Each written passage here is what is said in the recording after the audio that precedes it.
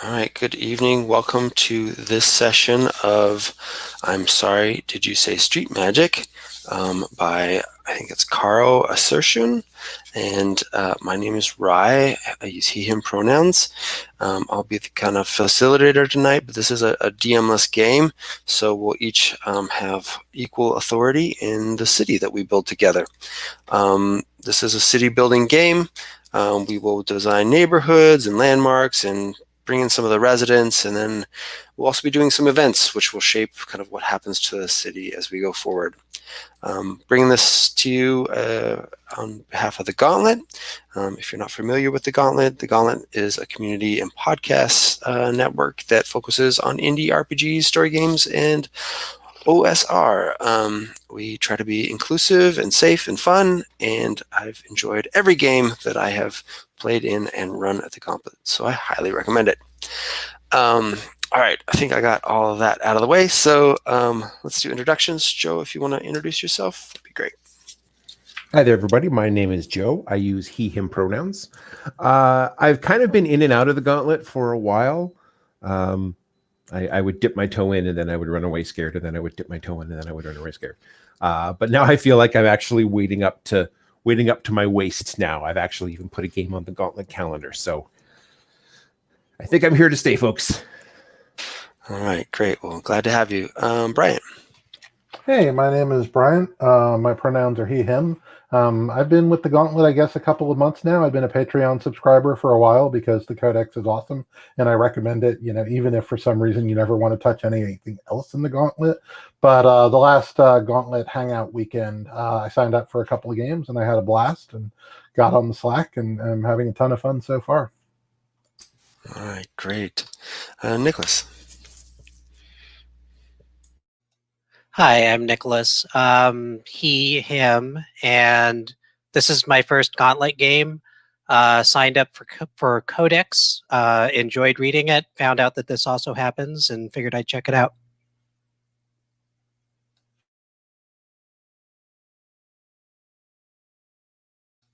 I think you're muted. Thank you.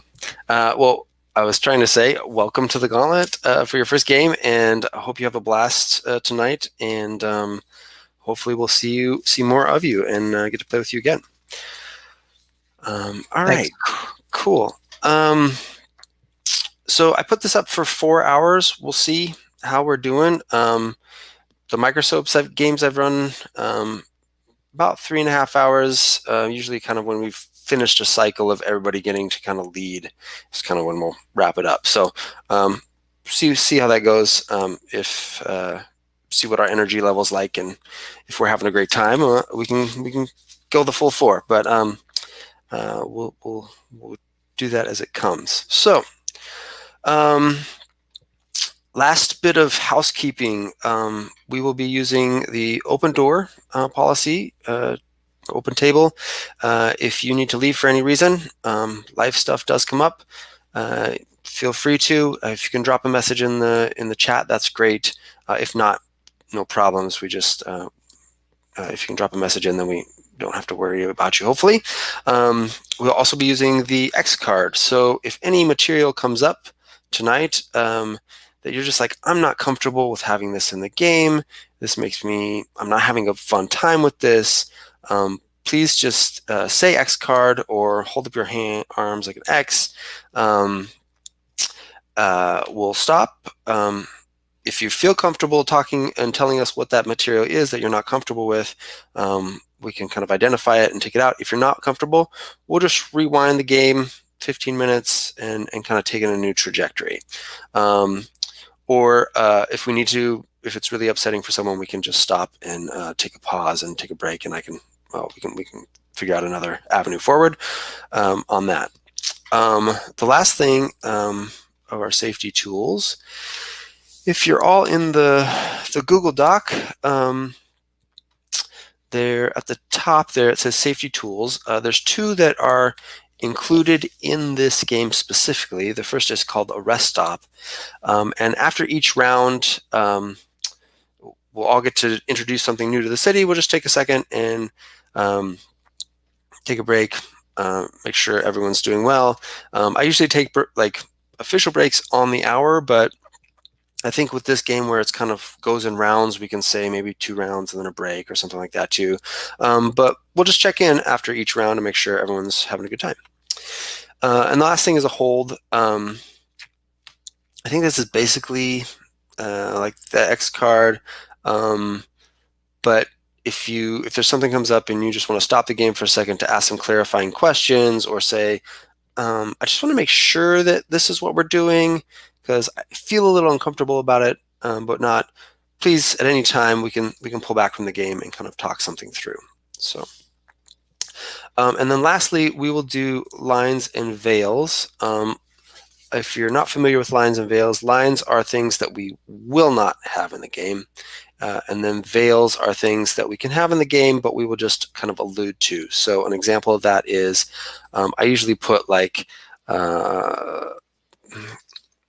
sexual interactions under veils. I don't need to know every detail. This isn't really that kind of game, but like in Monster Hearts, if your characters are going to go have sex or whatever that is, we would just fade to black. So the lines that I do include always are violence against children. And I meant to put these in here at a time. Racism, homophobia, and I can't type tonight, and torture. If there's anything else that is upsetting to you guys, feel free to just go ahead and type it in there. Great. That's a good one too. So those are just things. Hopefully, we're going to talk a little bit about tone of our city in a second too, which will be another thing to kind of set us up in the direction we're going. But these are just things that it's good to talk about ahead of time so that everyone knows there. Oh, so the other one is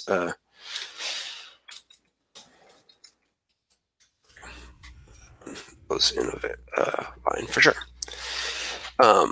Okay, so we are going to move on to foundations and get started with the game. So the first thing we need to do is kind of talk over the setting and the tone. You can see on the second page here, there's kind of a pink box with a lot of words in it. And this is kind of the first stage of us creating our city and establishing the tone. The color, the texture, the setting we want to explore. As a table, we will decide on 4 adjectives that will set the mood for our city. We'll pick one out from the list below, but we don't have to limit these ourselves to these options. So I think we should each pick one word that we want to add in here, and I need to add an extra box. There we go. But why don't we'll just go around in order here, I guess. So Joe, do you have a word of that list that you think would be fun to have in the city? Yes, the word that jumped out at me first was boastful. Okay, excellent. All right. If you just want to enter that in the first line there under the tone of the city, that'd be great. Will do. Bryant.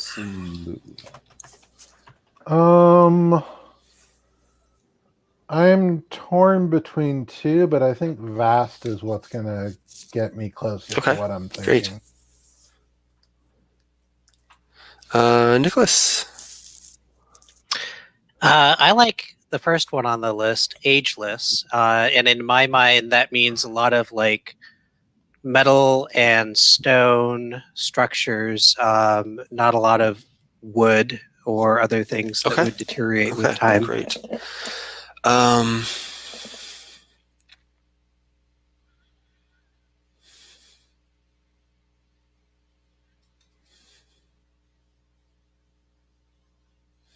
Boastful, vast, ageless. I'm going to go with magnetic, and that kind of thinking of this is a place that a lot of people want to be, and when a lot of people come together, that can be good or it can cause conflict. So we'll see what happens. But yeah, it's a place that is drawing a lot of people here, so it's magnetic. And see, I thought you had identified the power source. Like maybe they had. Yeah, with all that metal and stone. Oh man, that gives me Yeah. ideas. There's nothing stopping an adjective Yes, from no, meaning you two can different things, definitely right? go there if you want to bring that in later.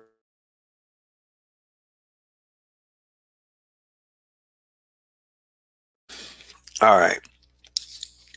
So we've settled on these 3 adjectives. Let's come up with kind of a big picture idea. We've got some things here. These metal and stone buildings. But if anybody else wants to just kind of throw in a few more kind of tidbits just for us to keep in our mind, just a general, brief, high-level discussion here. So any pictures you're getting in your mind as we're talking about this? I'm kind of with the vast and the ageless. I'm kind of like at the Mountains of Madness had these very large rock structures that were made by ancient beings. So I am feeling like maybe it's oversized. Maybe it was built by giants. Maybe it is or is not inhabited by them at this time. Mm-hmm. Excellent. I like that. I'm seeing a lot of space as well. I'm seeing a lot of high locations, and from the high locations, you can look out over a vast, large space, and everything that you see is city. Even the parts that don't necessarily look like city, they are still this city.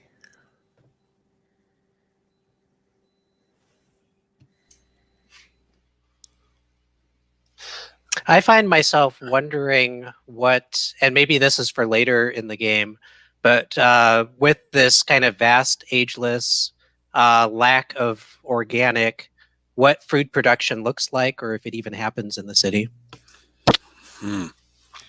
Yeah. Oh, go ahead, Ryan. Yeah, it'll be, man, that's interesting to explore. I mean, I can almost imagine like strips of greenery, like, in those open spaces. Maybe there is green there, but I don't know that that's necessarily enough for the entire city. Well,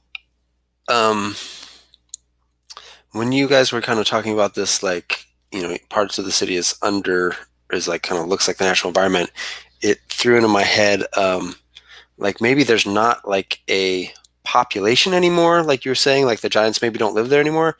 Maybe there isn't like one population. Maybe there's kind of dryads or nymphs here and there, or spirits here and there, or little pockets of different creatures, or even just like the stones have taken on personalities or something else, that it's where it's not like, oh, there's humans that settled this whole place or something like that. So it's like very Yeah. Maybe even waves of settlement, right, over the centuries and millennia. Not just humans, but whatever. The city has remained. The people have come and the people have gone, but the city has remained. All right, cool. Well, we will get more into that, and we can each kind of build off of any piece of that we want, or dive into anything in more depth. So the next thing we have to do is lay the foundations, and this will be our first kind of round, kind of going around, except for we won't do the full round here. We're each going to create a neighborhood or a landmark, just to kind of get us going, and then we have to come up with a name for the city. So I'll show you just kind of how that's done. If you scroll down to the next page, kind of down below the tone of the city, you'll see the structure of play. I just kind of put in here as a cheat sheet, and I'll talk about that a little bit in a second. But if you go down to the page at the bottom where there's our game, basically each round, the person leading it will come up with a compass, and that is something that we will all focus our creation on. So if I said an earthquake causes massive destruction, each time you either built a new neighborhood or a landmark or a resident, they would have to be engaged with that earthquake in some means or something, right? What I put here is just kind of an example to see how we can write this in here and keep it kind of neat. So basically the neighborhoods will be the first bullet level, the landmarks will go into the second bullet level, and then the residents would be, they have to be attached to a landmark, so they would be the third bullet level. And I try to kind of, each neighborhood and landmark has like a few different pieces. If you scroll back up, like a neighborhood has a title, a reputation, and a true name. So I just went underlined, italic, bold. If that's too much, we don't have to worry about that. Just as long as that information kind of gets in each bullet where we can kind of see it. But so it would look something like this as we go. And I just put this in here as an example. So I'll leave this up here as an example. And I'm just going to highlight it so nobody takes it too seriously. There we go. And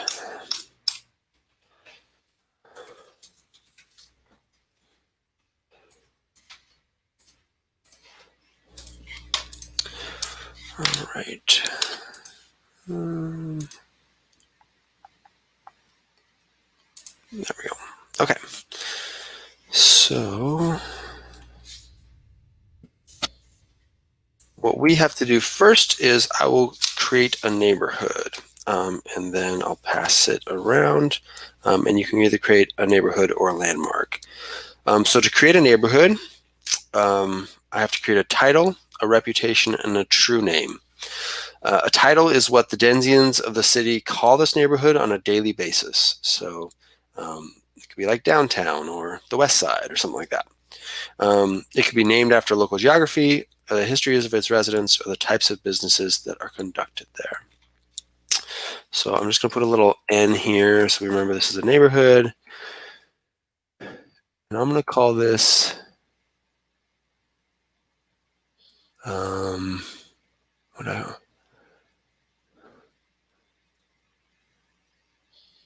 what do I want to call this? I have a picture in my mind. I just can't think of the word. The towers. The Great Towers. And these are, so it also has a reputation. This is the next thing that we have to come up with. And so a couple of sentences kind of describe out loud the neighborhood's general vibe. Is it predominantly residential, commercial? How do the residents think of themselves? What do other neighborhoods think of them? So I think this is a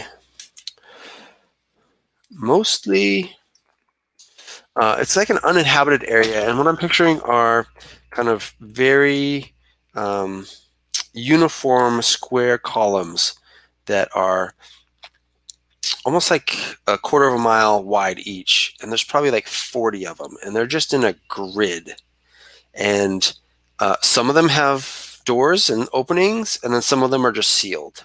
And so, and there's pretty good space in between them. So some people live in small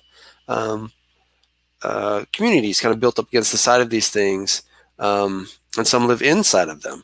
But nobody knows what their original kind of use was for. So I'm going to say lightly populated, huge gray stone towers. And then the last thing is a true name. And this is going to be the hard part for me. Hopefully you guys are all poetic and this is easy, but we have to come up with a true name. So the true name is, every neighborhood has a magic all its own. To confer a true name, come up with 2 to 3 descriptive sensory images that paint a clear picture of the neighborhood in your mind.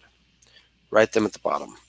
So their examples are dizzying mirror glass windows, cobblestone boulevards, a funkular railway, sidewalk patios, burnt coffee, painted fingers, a forever sunset, hushed secrets.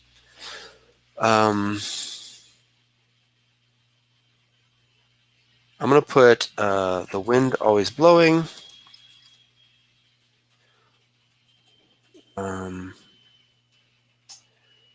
And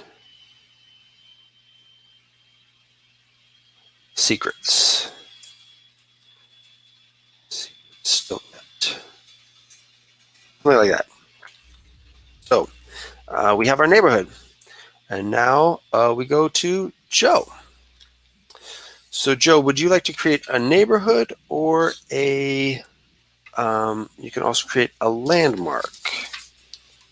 Okay, so the idea is another neighborhood or a landmark in this neighborhood. Yep. Right. Okay. Well, I'm going to keep going with the neighborhood itself. Okay. So I'm going to go this for one? a landmark. Great. A landmark in the Great Towers. Right. So for a landmark, it's similar to a neighborhood. Mm-hmm. You're going to create a title. So this should have a common name that people call it in their day-to-day lives. That's your first step. Right. And that's going to be here. I'll take over writing on the document if that's okay. Yeah, go for it. We're going to call this, these are the Gray Towers. So we're going to call this the Bright Space. That's what this area is called. Great. So the next thing you need to do is give it an address. It could be a literal address like 27 North 5th Street or something like that. But it could also be something more poetic. It's the heart of the neighborhood or off the beaten path or several stories up, something like that.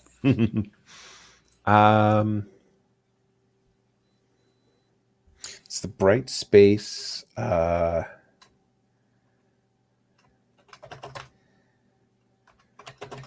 At the end of the tunnels under the shortest tower. Cool. And if you want to describe it to us a little bit too, but the last thing it needs is a true name, and that's similar to the true name for the neighborhood. Right. So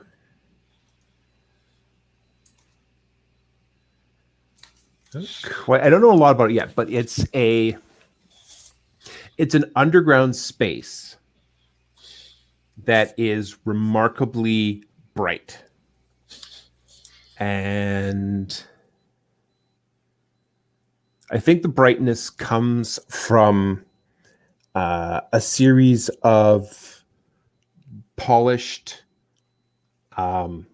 mirrors, maybe polished metal that reflects and focuses sunlight from above. So, and through some trick of old technology, the place is always bright, even in the middle of the night. So the place's true name,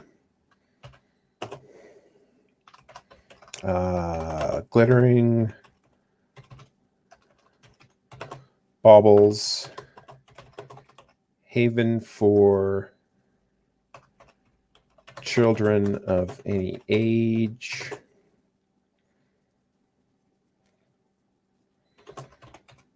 A place to become lost or found. Excellent. All right. So, Bryant, you're up next. That was great, Joe. Would you like to create a neighborhood or a landmark?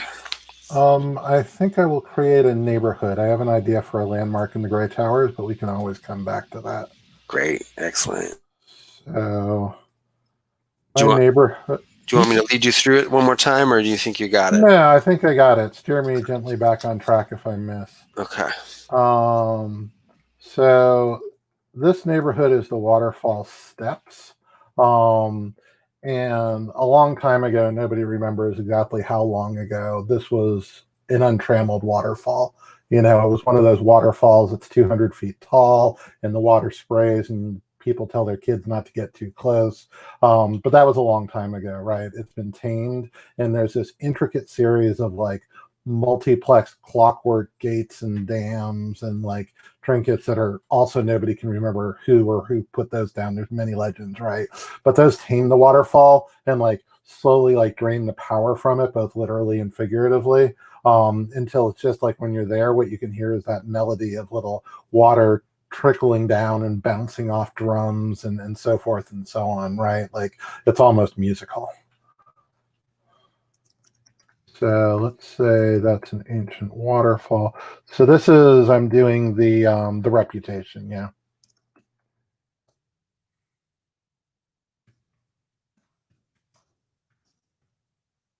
Yeah, and just as much as you think is necessary to kind of spark our memories Yep. when we're thinking about it. Don't feel like you have to put the whole description in there. Yeah. Some of that I think is going to be true name too.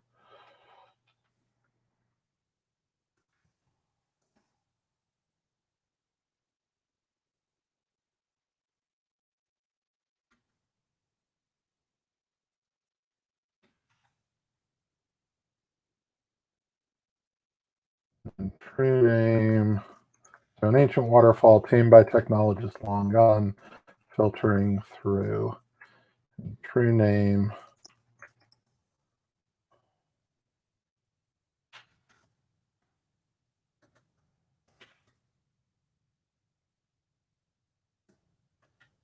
Multitude. I can spell surfaces.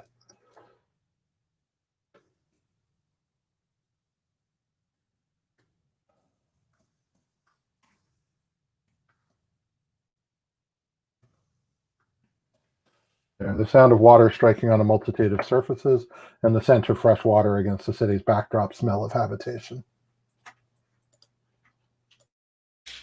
All right, fantastic. Nicely done. Nicholas. Hi. So I'm going to do a neighborhood, and the neighborhood that I'm imagining is an area that was struck by a meteor, and there's like rubble and cracks and possibly even exposed earth. And I want to imagine that there's like plant people who have taken up residence in this neighborhood. They're not actually the food source in this neighborhood, though. They just have taken up residence. All right, cool. So why don't you start us off with a new neighborhood there? And the first thing we need is what we call this place. All right.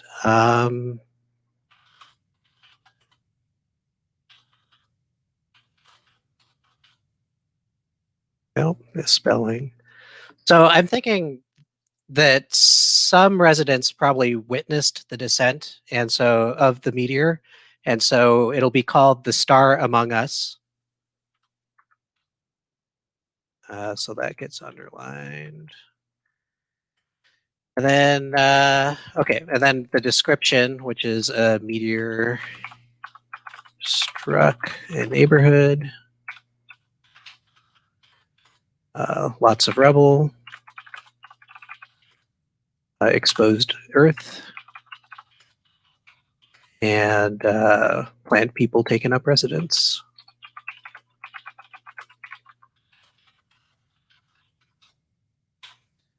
All right.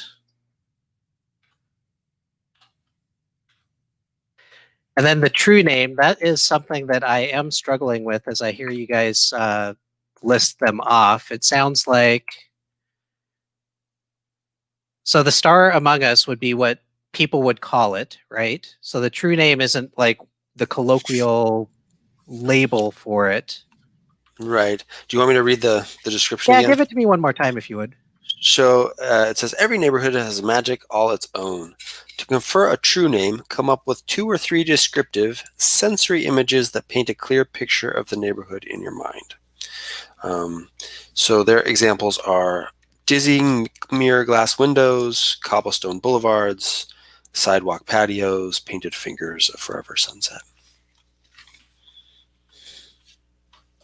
Is it sort of the sensory images that conjure this particular place? Yeah, Up? yeah, kind of what you would think. Yeah. So I've got shattered, chaotic and dangerous, and dark corners. All right, cool.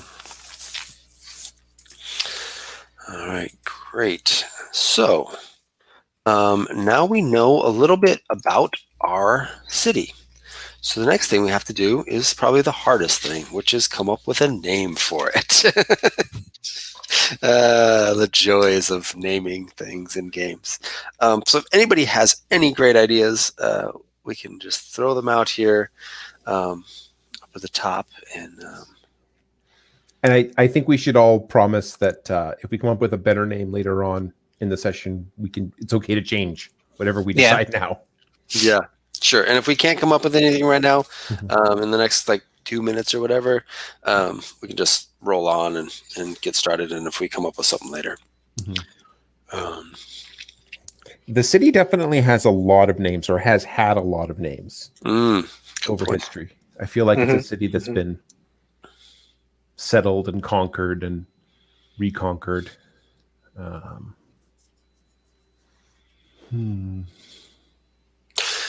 So we need to think of what they call it now. Right. And what if, since there's a lot of people, different peoples there, if it's kind of known as a menagerie of these things coming together, so it's not like Portland, but it's more like the gathering place or something like that. It could be kind of like a descriptive name. Right. So much more of a much more descriptive name than an evocative name. Yeah. That, I like that. That makes more sense.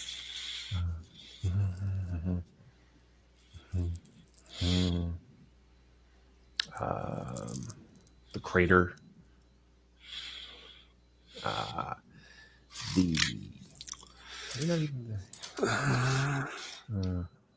What about the place where we gather? Sure. Or I like the idea that I like gather. I think gather's really good, but maybe it's like the gathering stones or the gathering rocks or something that kind of Oh, I like that. yeah. Something that describes the physical. Yeah, what's a very large rock structure? It would be the gathering that thing. Yeah. Craig? Could it be a plural? Yeah. The gathering roofs isn't quite right, but something like that, indicating that this is where people live.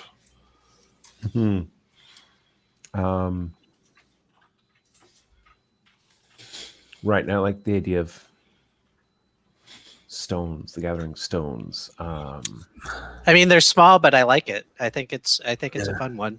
It works, I think. Yeah. Yeah. Cool. Let's do it. Okay. All right. Someone can type that in there at the top. All right. Okay. All right. Now we go to playing the game. So, I'm going to put this up here.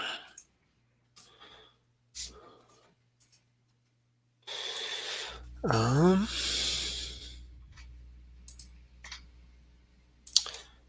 right.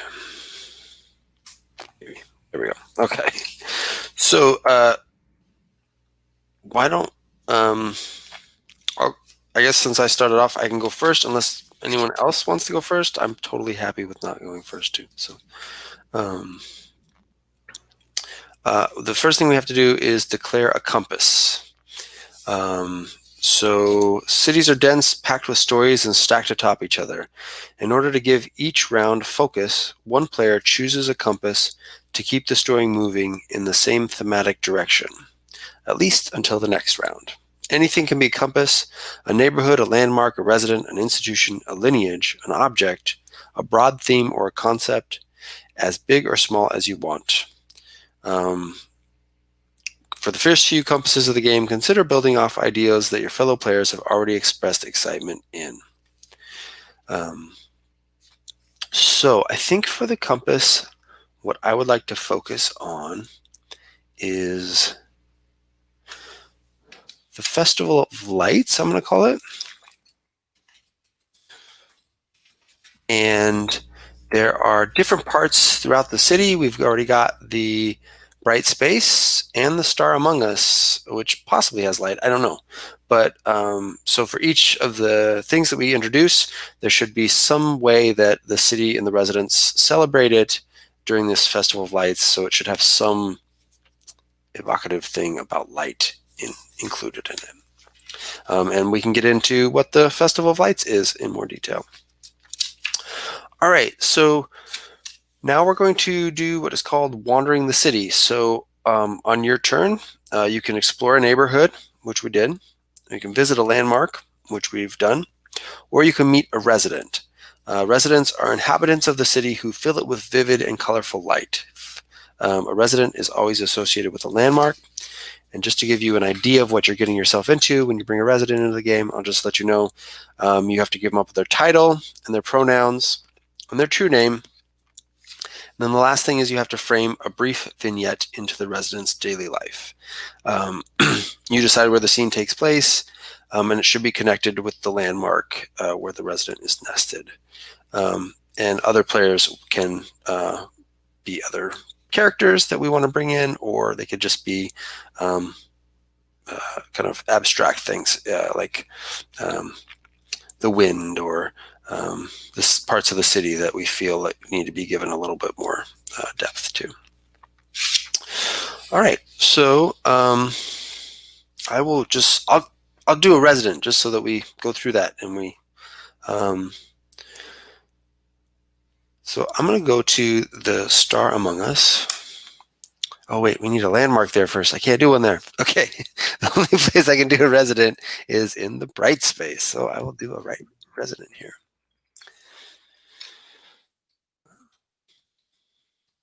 All right.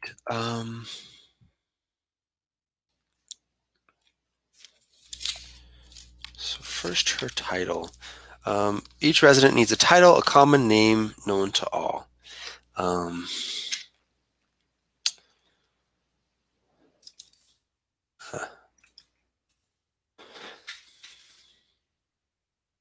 think I'll call her Mother Andre. She uses she, her pronouns, and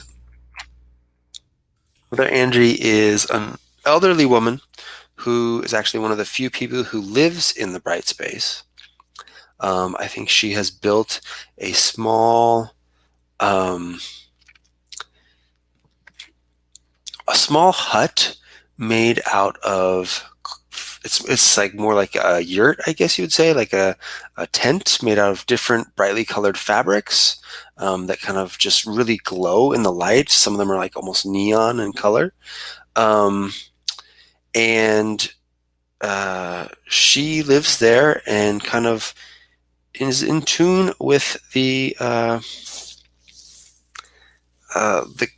of, I think most people go there and they're like, this place is bright. It's always bright. But she actually has kind of become in tune with some of the variations in the brightness that kind of come and go with different times of year and stuff. So for her true name, it says, unlike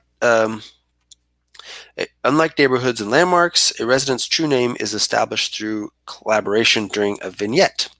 So we will find out what her true name is in a second.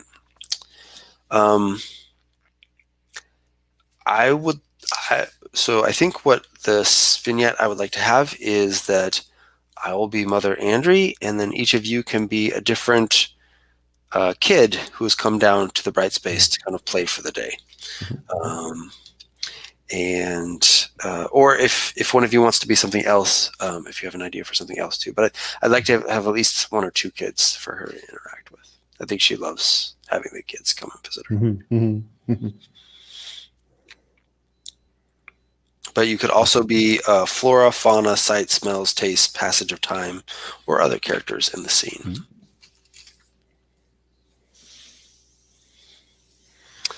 Okay. So, Joe, do you have an idea who you would like to be? A kid or something else in the scene? Or yes, I will definitely be a kid. Great. All right, Bryant. Sorry. Also a kid. All right. Definitely. And Nicholas? I love a good Okay. routine. I will also be a kid. All right, great. So we're going to have 3 kids. So think of maybe if you have a name, think of that real quick. And the current player begins by describing the resident's interior thoughts and actions. Other players respond free-form, engaging in loose and improvised conversation.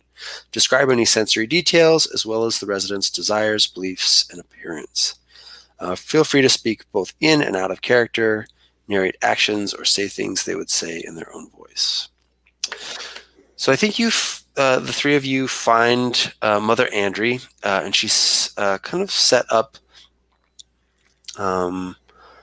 under one of these kind of a glowing bulb where light is just kind of pouring out the bottom almost like sand. And she's just kind of sitting there. Her eyes are almost like kind of started glowing on their own. She's been staring at this all day, and she is in her head. She is kind of, maybe she's understanding this. Maybe this is just in her head. Who knows? I think she's like kind of on that borderline of psychic genius, or maybe kind of a little cracked. Nobody really knows. But she is following this light and watching it spread down into the earth here and tracing little particles as it zips out throughout the city to other places when you find her. She's very involved right now. So what do you all do? How do you break her from this reverie? So I'd like to think that my kid, John, has a stick and has been chasing one of the other children, and I don't know who that is. So if I have a volunteer for someone who is being chased as I whack at them with a stick. Bryant, are you playing a younger kid or an older kid, do you think? Younger kid. I'm imagining someone around 5 to 7-ish. Okay. Okay. And I think we are playing pirates in my mind. So hopefully the other kid feels the same way. We were playing something else, but now we're playing pirates. Okay. Yep. I'll be the one being chased then. Come back here. Come back here. No, You'll no, I never don't get want to walk treasure the that plank. way. I don't want to walk the plank. Brian, Shut up. You're going to wake her up. Ooh, Mother Andre. So I think your shouting stirs her, and her eyes kind of dull, and she turns and she looks at you all, and she smiles real big, and she's, children, what game do you have for me today? We're looking for the pirate's treasure. The treasure. I was just deep following the gold deep into the earth. It's down here, isn't it? Can't we get to it? There is treasure here for sure. There is so much treasure. If only I could show you, but I think you are a bit too young. You don't have to indulge them. Oh, I but say, with all of my 10-year-old maturity. Oh yeah. But I'm 8. That's old enough. what's your child's name, Joe? Sorry, Lily. what? Lily, my dear, come here. Let me see your hand. And I'm definitely there's a definite hesitation. Like, Mother Andre wouldn't hurt me, but she is a strange person. So like, okay. And she takes your hand, and her hands are surprisingly warm and soft, but they're also bony. And she has the beginnings of arthritis, I think, in her fingers, so the knuckles are kind of swollen. But she takes your hand and she held it out, and she starts moving it underneath the stream of light. What do you do? I definitely I allow my hand to be led, but I sort of am moving the rest of myself as far away as possible. Just like, okay. And I think the light hits your hand, and it's just like warmth flows through your whole body in an instant. There, my darling. And she just does it for a second, and then she pulls your hand back, and she says, was that enough treasure for you for one day? John is like crawling underneath supervision towards the light. Okay. I think she totally doesn't notice him. She's so focused on Lily. Well, he's like sort of like fascinated, but also just really unsure. So she kind of takes her hand and backs away. And I think you're still feeling tingles all through your body. Yeah. I don't know how to process this. Yeah, fair. All right, what does John do? He's taking his pirate sword and he's drawing lines in the ground through the light. And I have to imagine that it's starting to trace and just become like an entertaining painting area. Yeah, the light's probably like pooling into these like little drawings for a second and then absorbing. Yeah. So you get like a little ephemeral shape of a pirate ship start to form and disappear. Okay, that's pretty cool. That's getting my attention. Well, Lily, it's been delightful seeing you today. Come back again, and I will show you more of the golden treasure here. Then she turns around and she says, John, don't disturb it too much. This energy flows through the entire city. This is where we dig for the treasure, right? There's no gold for you here, John. There's just love and light. The best treasure you could ever have. Kind of huffs off a little bit. All right. Bryant, anything else you want to add, or I think we can wrap it up there? Oh, that's good. That's awesome. Okay, so true name.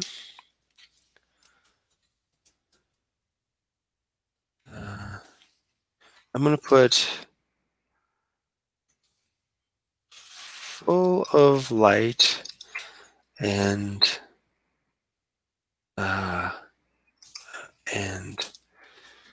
mystic dreams. All right. Great. Okay, Joe, would you like to visit a landmark, explore a new neighborhood, or meet a resident? I would like to head to a landmark, please. Great. Take it away. All right, I have a landmark in mind for the waterfall steps. Turn that off.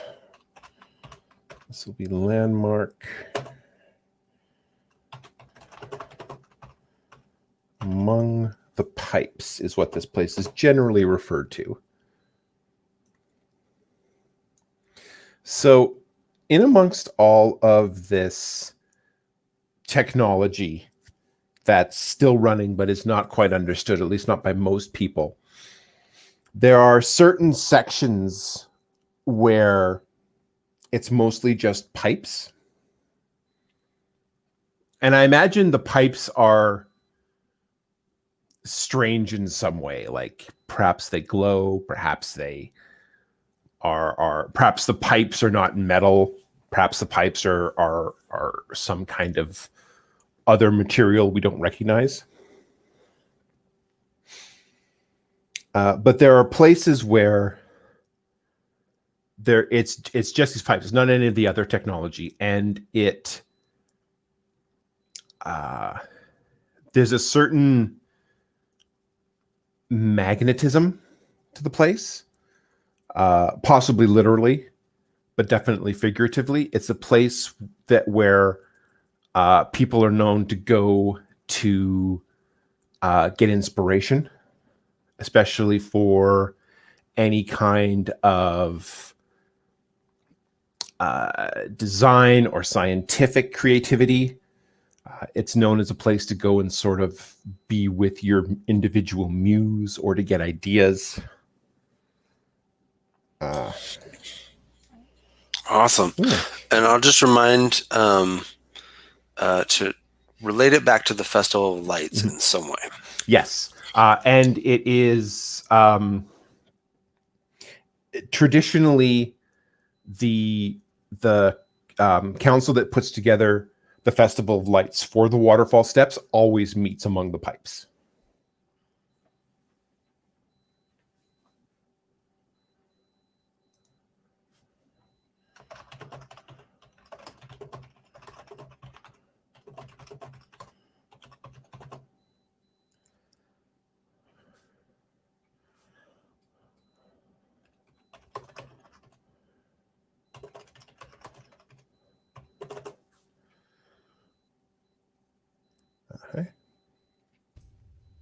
And then True name.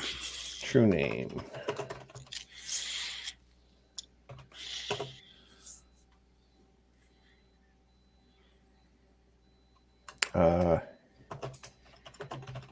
You're always drawn to this place.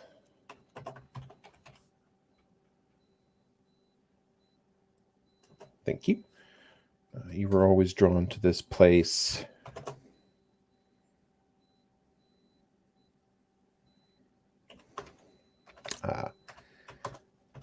Unexpected meetings and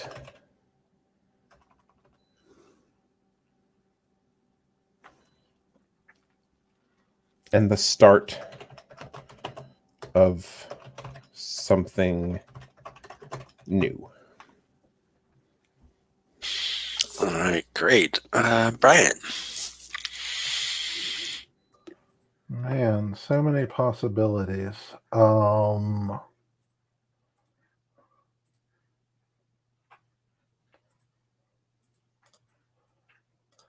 I think I'm going to do a landmark in the Star Among Us because I have an idea there.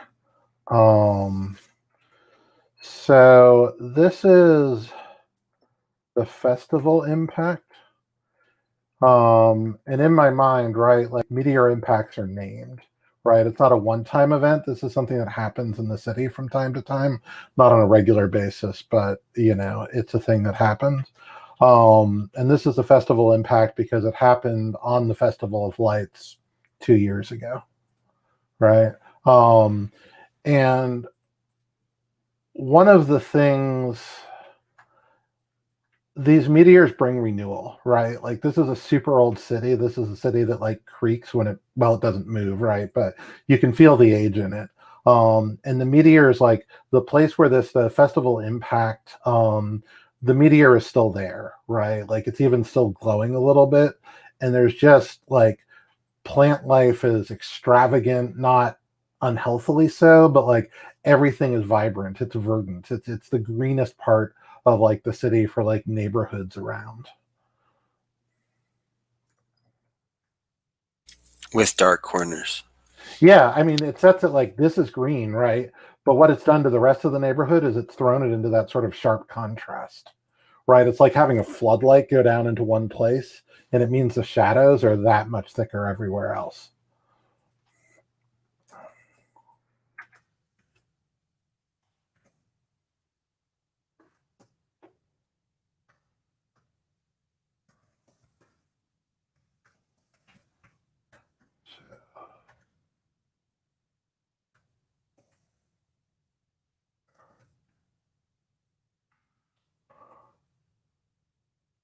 Okay, and then the true name. Let's see.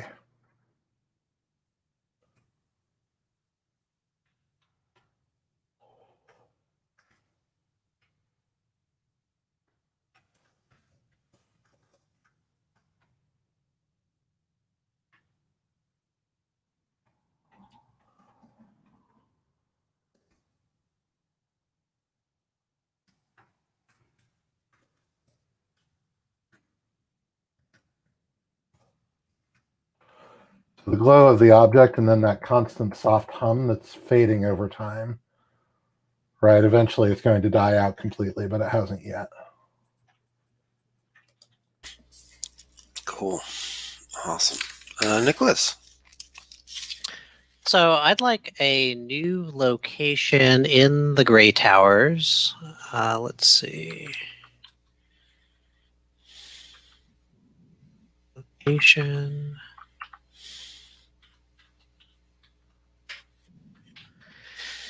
And I'm going to call it Main Street for now. Maybe another name will come to mind as we keep building on this.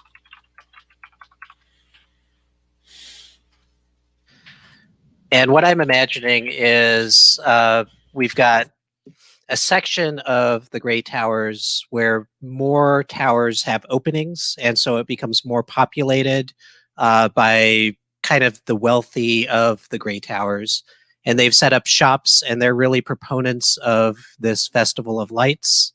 I'd like to think that the bright space light, as it's sent through the city, actually provides illumination for sections of the city, except for possibly the Star Among Us. And that in Main Street, the vendors gather up pools of this bright light, and they paint the outsides of their buildings with it.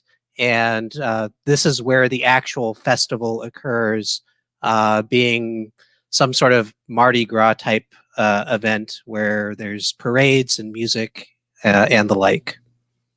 So now I got to type all that. One moment. Liquid light paintings on market buildings.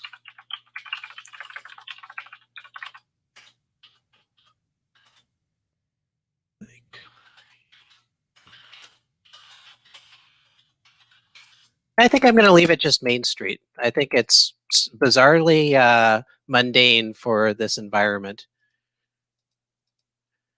So the true name is Political Power. They're not doing it just for good graces.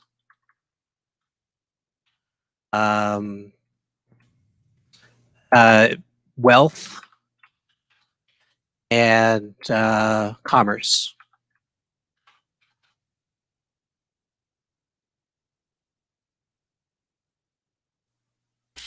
All right, excellent. Okay. Now we have to hold an event. So after everyone has wandered the city during the current round, the player who first declared the compass finishes the round by creating an event that changes or alters the city in some way. Your event should be related to the compass that you set at the beginning of the round, or to a card that was played during the round. So it's a good way to tie up loose ends on questions that arose during the round.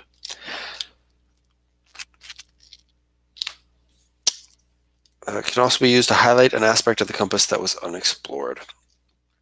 An event is always connected to a neighborhood, landmark, or resident. On your turn, describe the event in a sentence or two, then choose the one card on the table that most closely relates to. Something has changed within the community. What is it? If it isn't already clear, explain how this event serves as a connecting point between the card you have chosen and the compass currently in play. All right, so it might affect multiple residents or landmarks or even multiple neighborhoods, but we're going to attach it to one thing. During the event, each player gets a chance to respond to the event by taking on a voice of the city. In doing so, the players are not embodying specific residents, but rather the myriad perspectives and viewpoints of the community, especially members of the city who may be impacted by the event. Once the person who chooses the compass has created the event, start with the player to their left and move clockwise around the table. And you can do the following: ask a question, state an opinion, or show a consequence. And then we have to alter the city. So you will alter the city in some way. This could take the shape of rewriting a landmark's address or a neighborhood's reputation, moving a resident from one landmark to another, or altering a card's true name or title. Never destroy a card completely or remove it from the table. All right.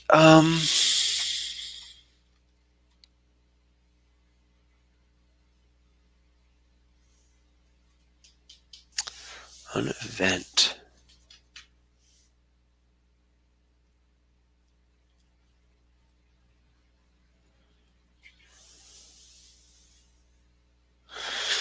Yeah, I'm going to do an event called The Meteor Sings.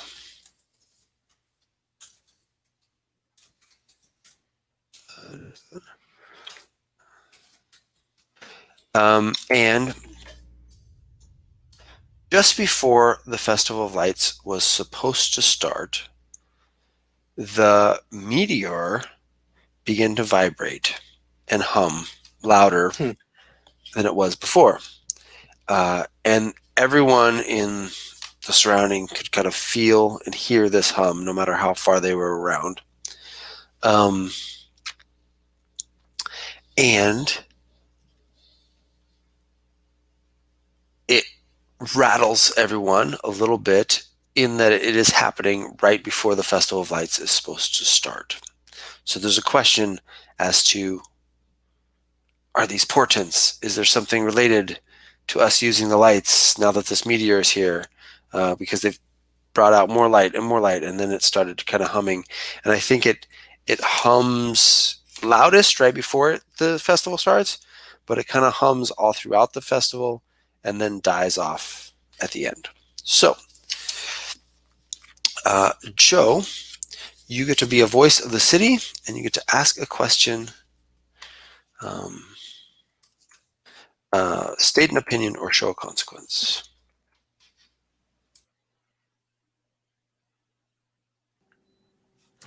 So the voice of the city that I'm very much interested in this is the artists, especially the artists who live and work in this neighborhood.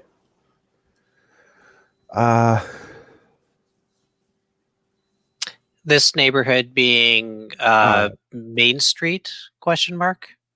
This would be the Star Among Us. Okay. Yeah. So the plant people. Yeah. Yeah. Exactly.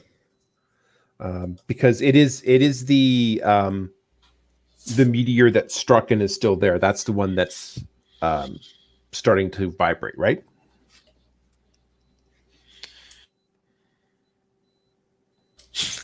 Yep. Get the right button. Okay.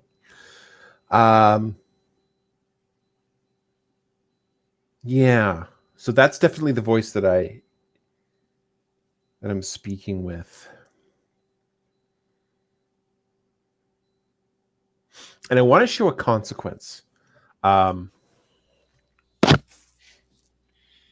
what we see is an image of all of these artists. Some of them are painters, some of them are sculptors, some of them are musicians, some of them are actors. But they all start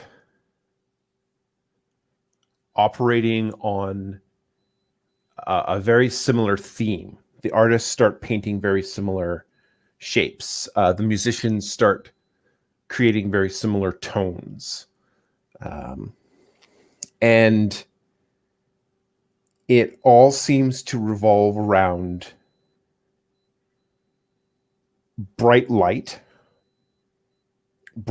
loud noises, and the idea of being of light being so bright that it actually stops being nurturing and starts to destroy. And so we see that idea being explored over and over and over again while the sound is going on, for sure. And some of the artists are almost manic, and they're wanting to explore this. They're going days without sleep trying to capture this idea. And when and that continues, I think that continues right up until the meteor stops making noise, and at that point, this mania seems to leave everybody. Excellent. Bryant. And just real quick, I'm going to read out a couple of things about these ask a question, state an opinion, just so if you have questions about what we're supposed to be doing. For ask a question, ask about the origins, implications, or repercussions of the event. The question is always rhetorical. Let it hang in the air. So that's kind of important for that one. State an opinion, one or two sentences that some members of the community hold towards the event, and show a consequence. I think Joe did it well, but a consequence can be about a specific resident or more abstractly about the community at large. So, cool. Right.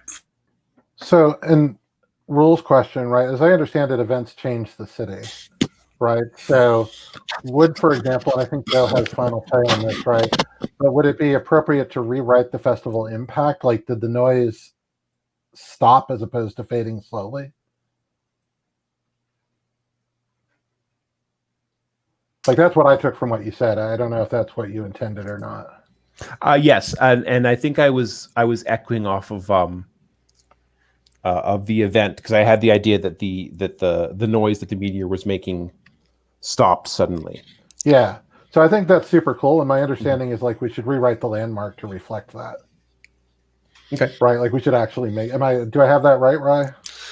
Yeah. So Cool. we'll do that after each person goes. Okay, cool. We can alter stuff. Yeah. Oh no! Wait. Blah, blah, blah. At any point during the event phase, a player who declared the event may select a card and Okay, so you can reflect it at any time. Yeah. Cool. Okay, and that's you as the person who declared the event. Awesome. So the opinion I am going to state is that the Council of the Waterfall Steps believes that this is a threat. This is new and threatening, and they would like it not to happen. Excellent. So they're gonna maybe take some action. Okay. And this is because also probably related to the political power, wealth, and commerce that the festival brings to Main Street, right? Oh yeah. Right. Yeah. Feel it. I'm excited to explore that in a moment. Yep. I see the council. I don't see the council as necessarily being related to Main Street, although I can imagine some overlap. But like the council's freaking out. Cool. Oh, Main Street will be freaking out on the council in just a moment. So I pass to you, sir. And I just need, before the pass, or if you're done, I just need a recap on how I need to frame this one more time. Are you doing a question, an opinion, or a show consequence? I think I'm showing a consequence. Okay. So just a brief description can be about a specific resident or more abstractly about the community at large. Yeah. So brief statement. Main Street had a water shortage when the toning began, and they are just up in the pipes. Everyone who owns a place is like demanding answers. What the heck? This is the cornerstone of commerce. We look forward to this event. You got to figure this out. What's going on?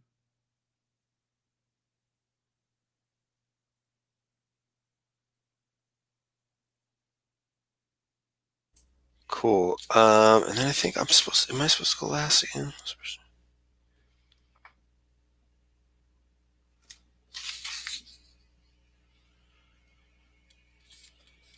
Yes, the player who declared the event is the last player to take on a voice. All right.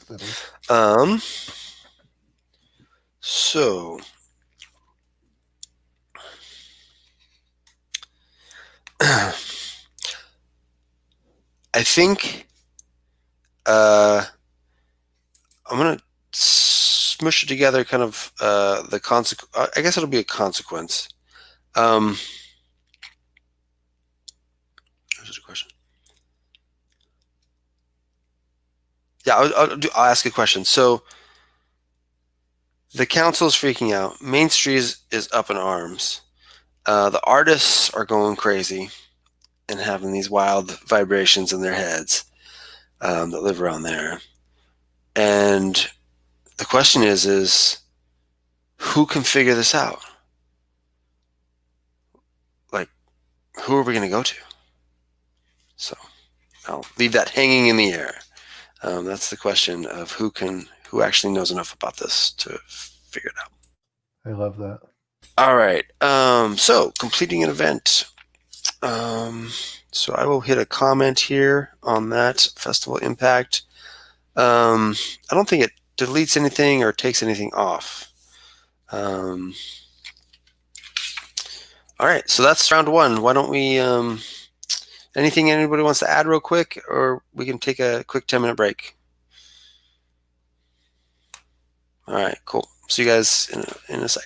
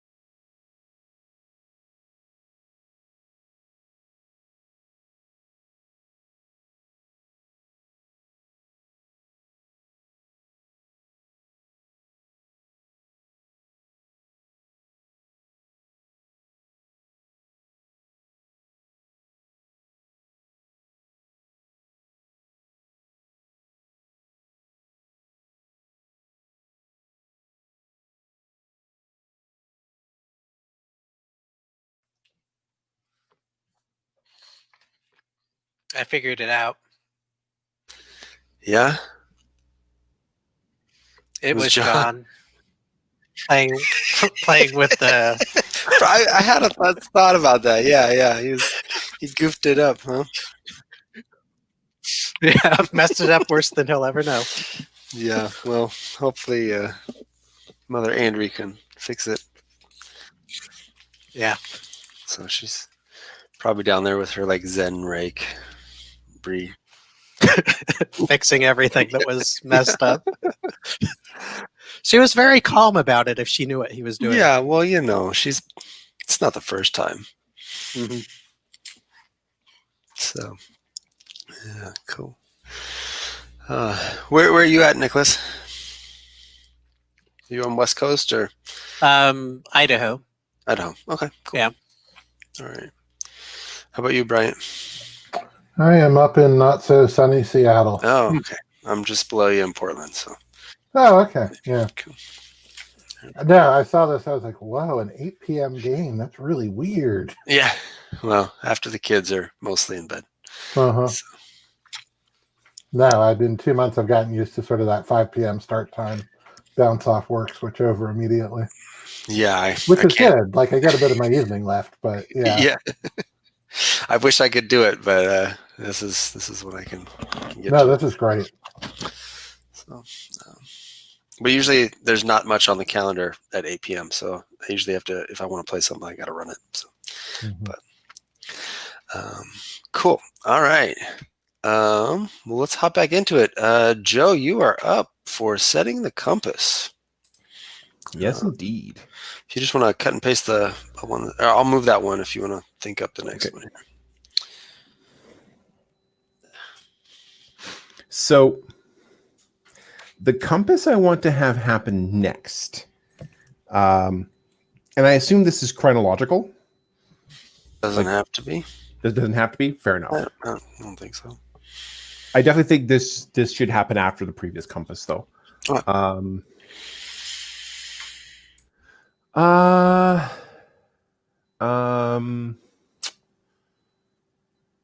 So what I want to have happen is somebody, perhaps a few somebodies, a small group of people show up now in the city. And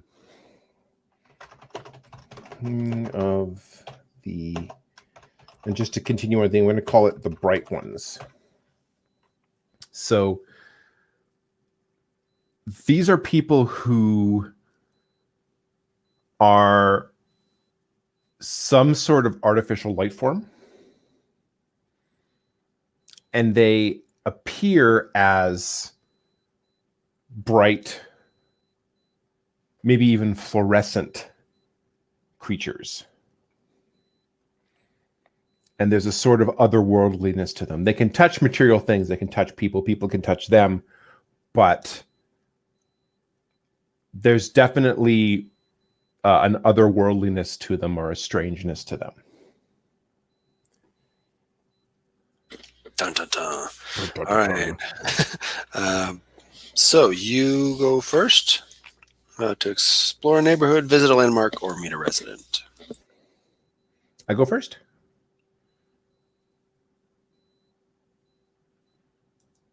So I go first after creating the compass? Yeah, so starting with the player who declared the compass, every player takes a turn adding a new card to the city. All right.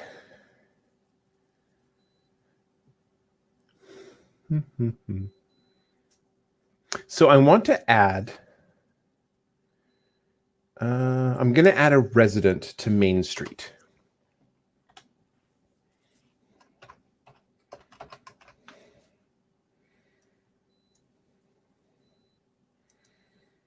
And let's see. So far we've got we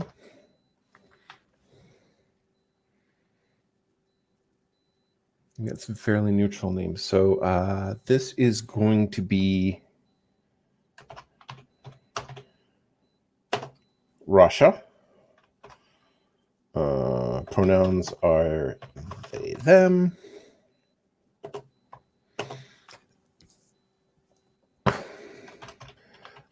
Power broker among the wealthy.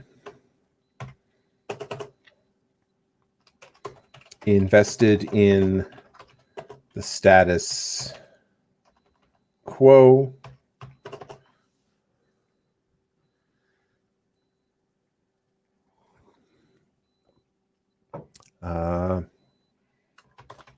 Knows everyone who knows everyone.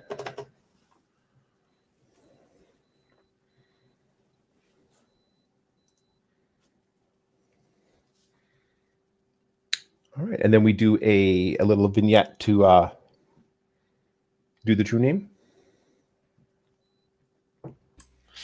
Yep. So framing the vignette, you get to decide who is in it, and then or make suggestions, and then we can all kind of decide that together. Yeah. So Rasha is there. They are having a power lunch, or whatever the equivalent is in this world, with I think at least one other person who is a council member, somebody who represents Main Street, somebody who was negatively impacted by the previous Compass, the Festival of Lights, and how it didn't quite go off as it was planned. And then we likely have at least one other person there, and then maybe somebody else who's not part of this circle, but who interrupts it or overhears it or is trying to sabotage it in some way.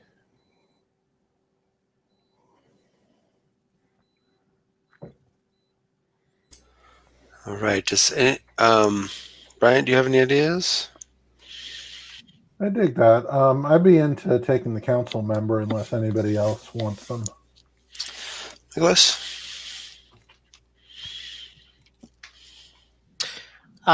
I will be one who works at the waterfall steps, who has been brought, assumingly for a nice lunch, but probably just to be reamed a little bit. Mm. Okay. Mm-hmm.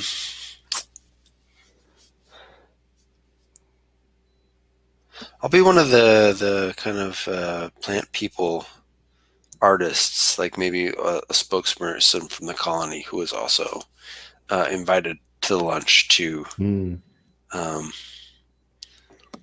because I think the aftermath of that, they're all kind of like, what happened? And can we sell our art or something? So yeah, I'll figure that out. Okay. All right. Joe, do you want to tell us kind of who the resident is, or we've got that, Russia, Yes. and what's going through Russia's thoughts and actions as we get started here? So Russia now has sort of an ideal path that he wants to walk through this. He wants the councilman to be satisfied that things are being done. He wants the water steps, the person from the water steps to the waterfall steps to basically take as much responsibility for the debacle as possible so that Rashid doesn't have to worry about it. And he wants the plant person basically to F the F off. You know, whatever bone he's got to throw the plant person to get this done with, it's fine. But just don't care. But of course, outside he's all smiles.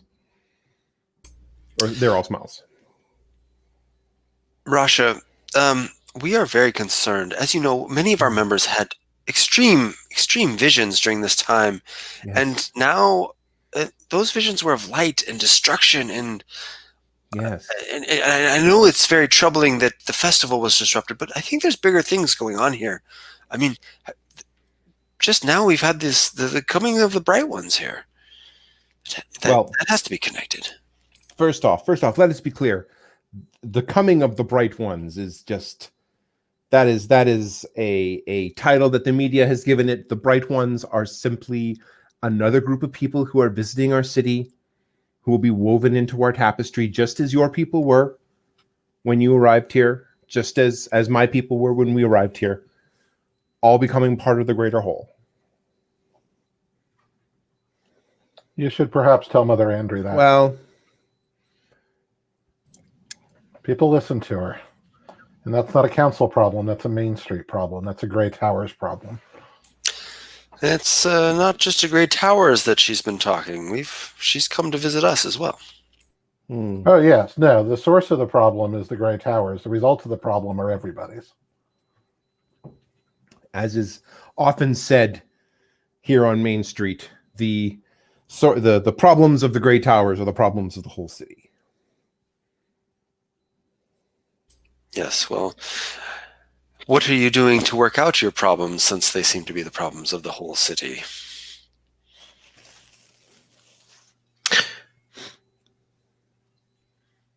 Well, I can tell you that we've begun an investigation. It seems that the water has been disturbed.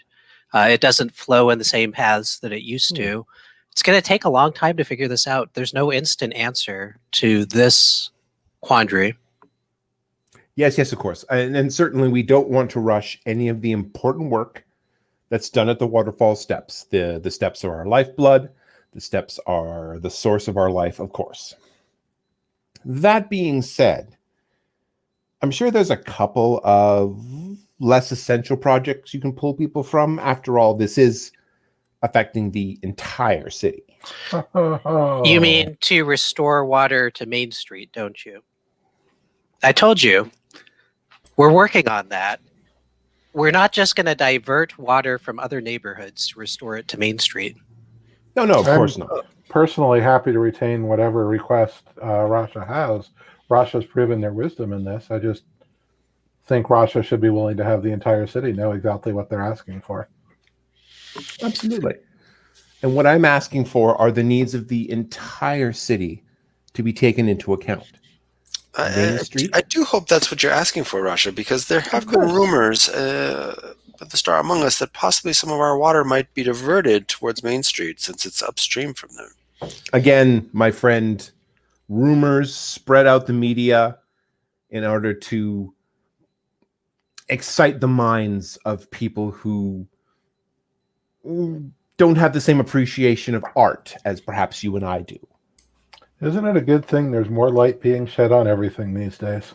Yes, exactly. Well, light is being shed, yes, but I don't think we have any new answers for me to take back to tell my people, just that there's an investigation and things are being done. I'm not going to take this much longer. That's Main Street for you. Oh, and of course, the standing offer is always open. If you wish to come and tour the waterfall steps, we can show you the work that is being done, the steps that are being taken. It is of course difficult to express to people who haven't had the first-hand experience what is going on, but we are willing to show anyone and everyone that we have the entire city's best interests in mind.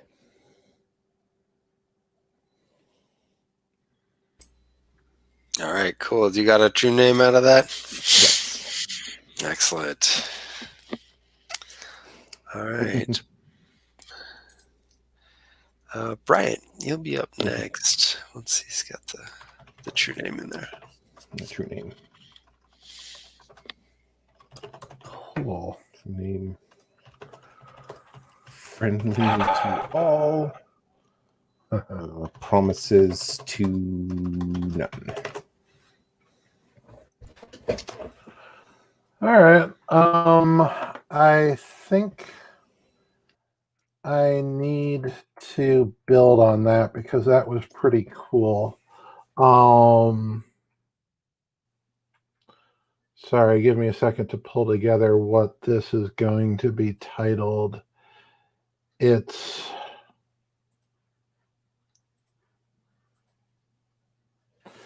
Yeah. So it's Dry Avenue, and that's what it's named now.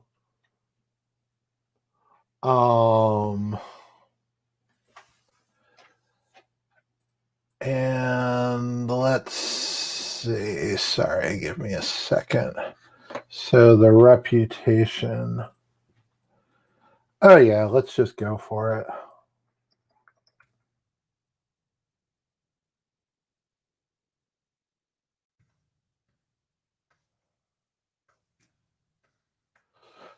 So yeah, this used to be, there wasn't a main street there per se, but it was another hub, right? It was another place where many cultures cross. It was another thriving place.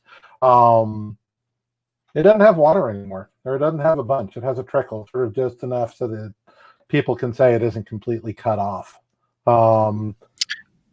Is that new since the festival That debacle, is or is that absolutely new since the festival debacle. I'll leave it open as to whether or not that's a direct result of the meeting we just saw or not. I'm not totally sure on that. But certainly there are probably people who are assuming it is. So the true name is, let's see.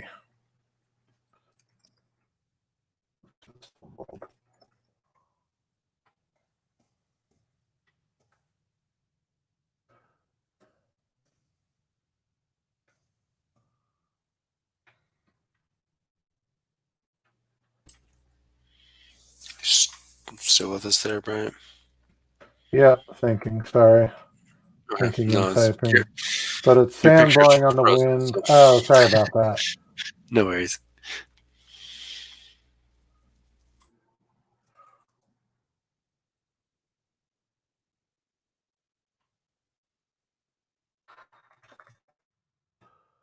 Sand blowing on the wind. Stories of glory. That's too much rhyming. I'm so sorry.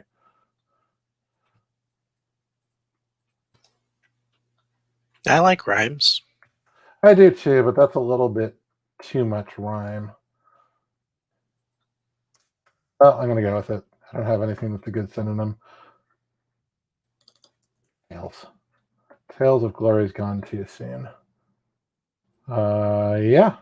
And I think that's Dry Avenue. Dry Avenues, plural, sorry. And just can you wrap it back up to the bright ones a little bit?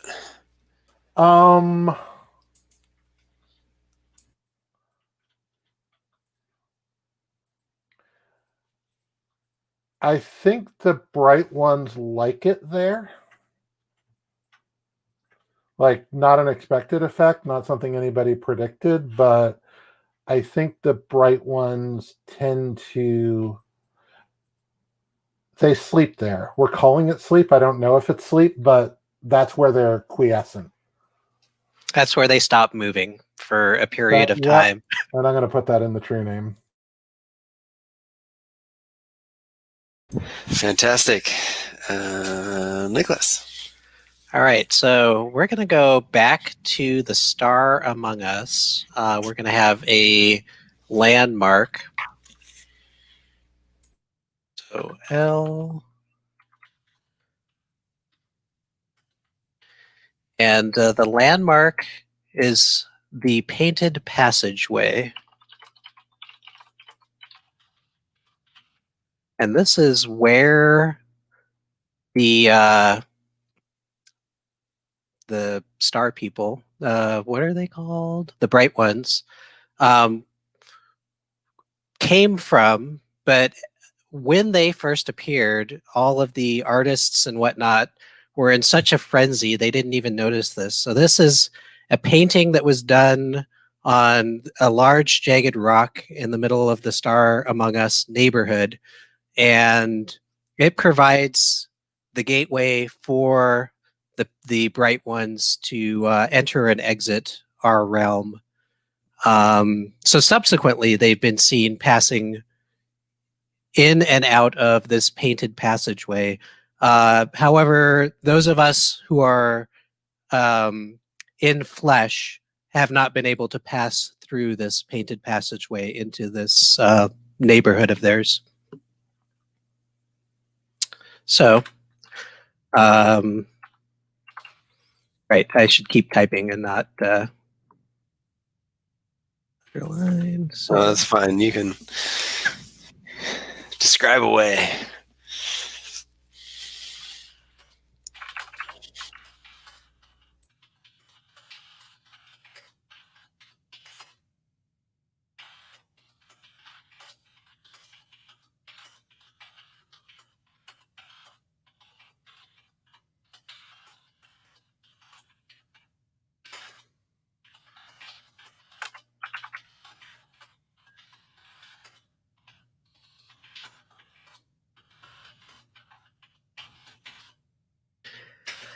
Okay, so true names.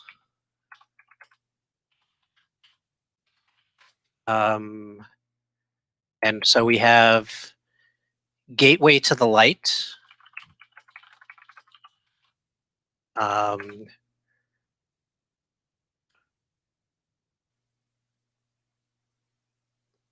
We have Bright, Painfully Bright. And we have No Mortal Shall Enter.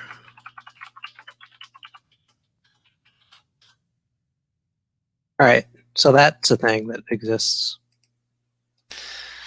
Excellent. All right, I'm going to also add a landmark up under the waterfall steps. Oh, nice. It is going to be the grotto. I'll do the painted grotto since we're doing paintings.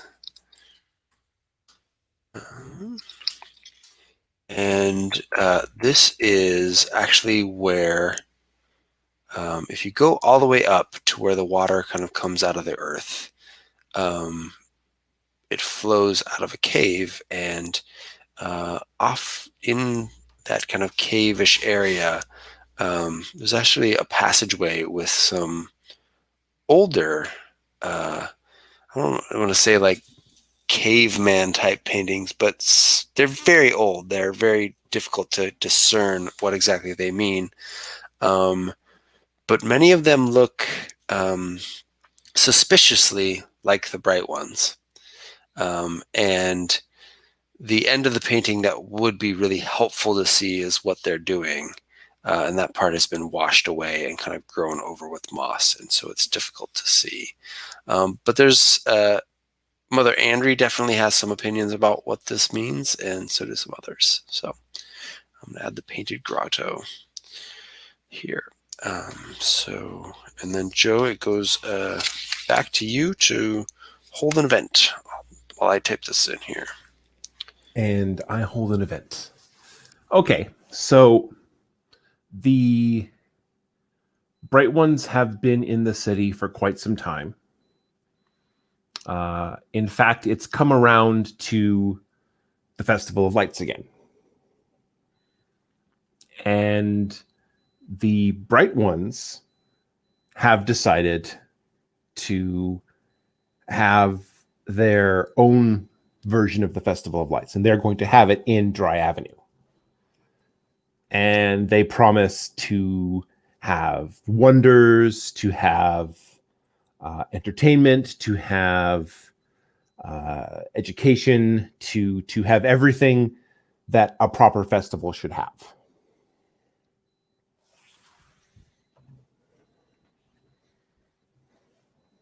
All right, so if you want to throw that in the comments. Absolutely. All right. It'll be in Dry Avenue. So then it goes to Bryant for A Voice of the City. Okay. And you can ask a question, state an opinion, or show a consequence.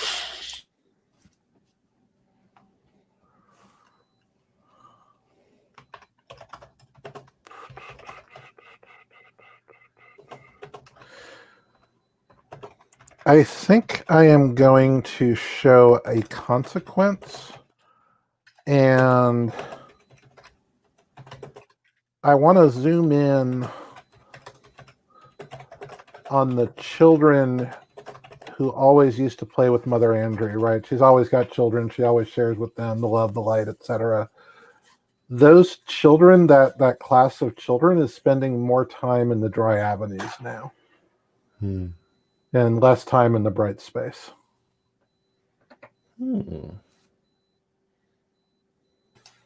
And is she lonely or is she oblivious?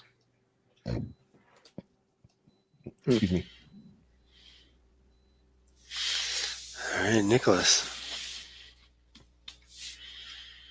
I want to state an opinion about the painted grotto. And so this is the opinion of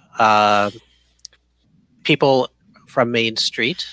The common opinion is that it begins the downfall of civilization. It's doom and gloom all over. They just see this as the worst thing ever. All right. I'm going to show a consequence, and that is Mother Andry sitting in front of one of these big bulbs, watching the light pour into the ground. And whereas that light used to flow all throughout the city, much of it is now being pulled towards Dry Avenue. It's like when you make coffee and it starts channeling. Yep. It's like not good.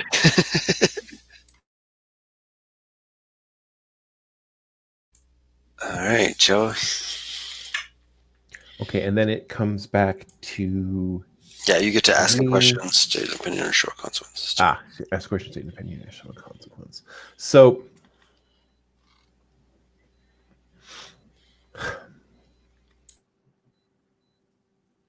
I'm going to ask a question, and it's coming from Rasha. Just to bring it back to them for a minute. And the question is, who would you rather trust? People who hunger for power, and you know they hunger for power, or people who hunger for something you can't understand? I think that's an excellent question. I love that question. I love Rasha asking that question. Yeah.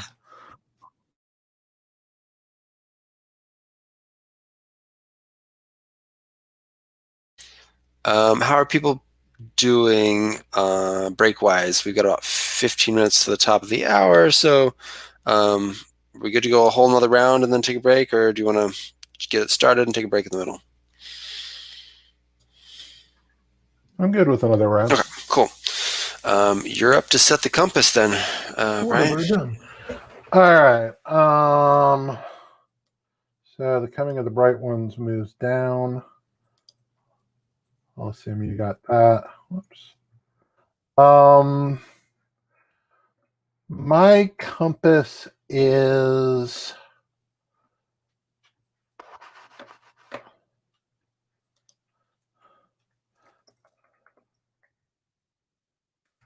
the desire for survival. Right? Not everybody shares Main Street's opinion, but it's out there. It's in the wind. It's in your nose. And that casts survival at the end of the world into very sharp relief for everybody.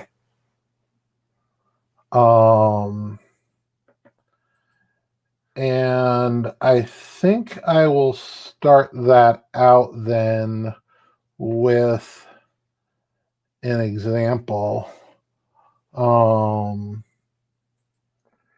which is a resident of the Painted Grotto, or now a resident of the Painted Grotto. It's Kevin Young, he, him. So Kevin's young. He's in his mid-20s. He is known to be a hothead. He's known to be a bad listener. And he's known to act abruptly and without thought.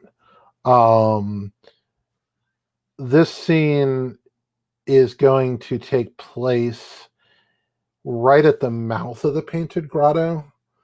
And Kevin is sitting there looking really determined. He's got a thin face, always burns more energy than he can take in, doesn't eat that much, forgets to eat. And he's sitting there in a chair, which he dragged in from somewhere, and he's got a long arm, a rifle, just sort of like sitting in his lap with his hands on it. Right. And he is explaining the new order of things around this cave to somebody who I'd love to have a player for. And other than that, I'm interested and open to whatever people want to, however people want to participate in the scene, right? Whether it's like the ambience or something happening with the paintings or another character or what have you. But somebody who Kevin can explain what he's thinking to would be great. Nicholas, you got first shot at it? I'm gonna be the paintings. Damn it. I was going to be the paintings. Uh,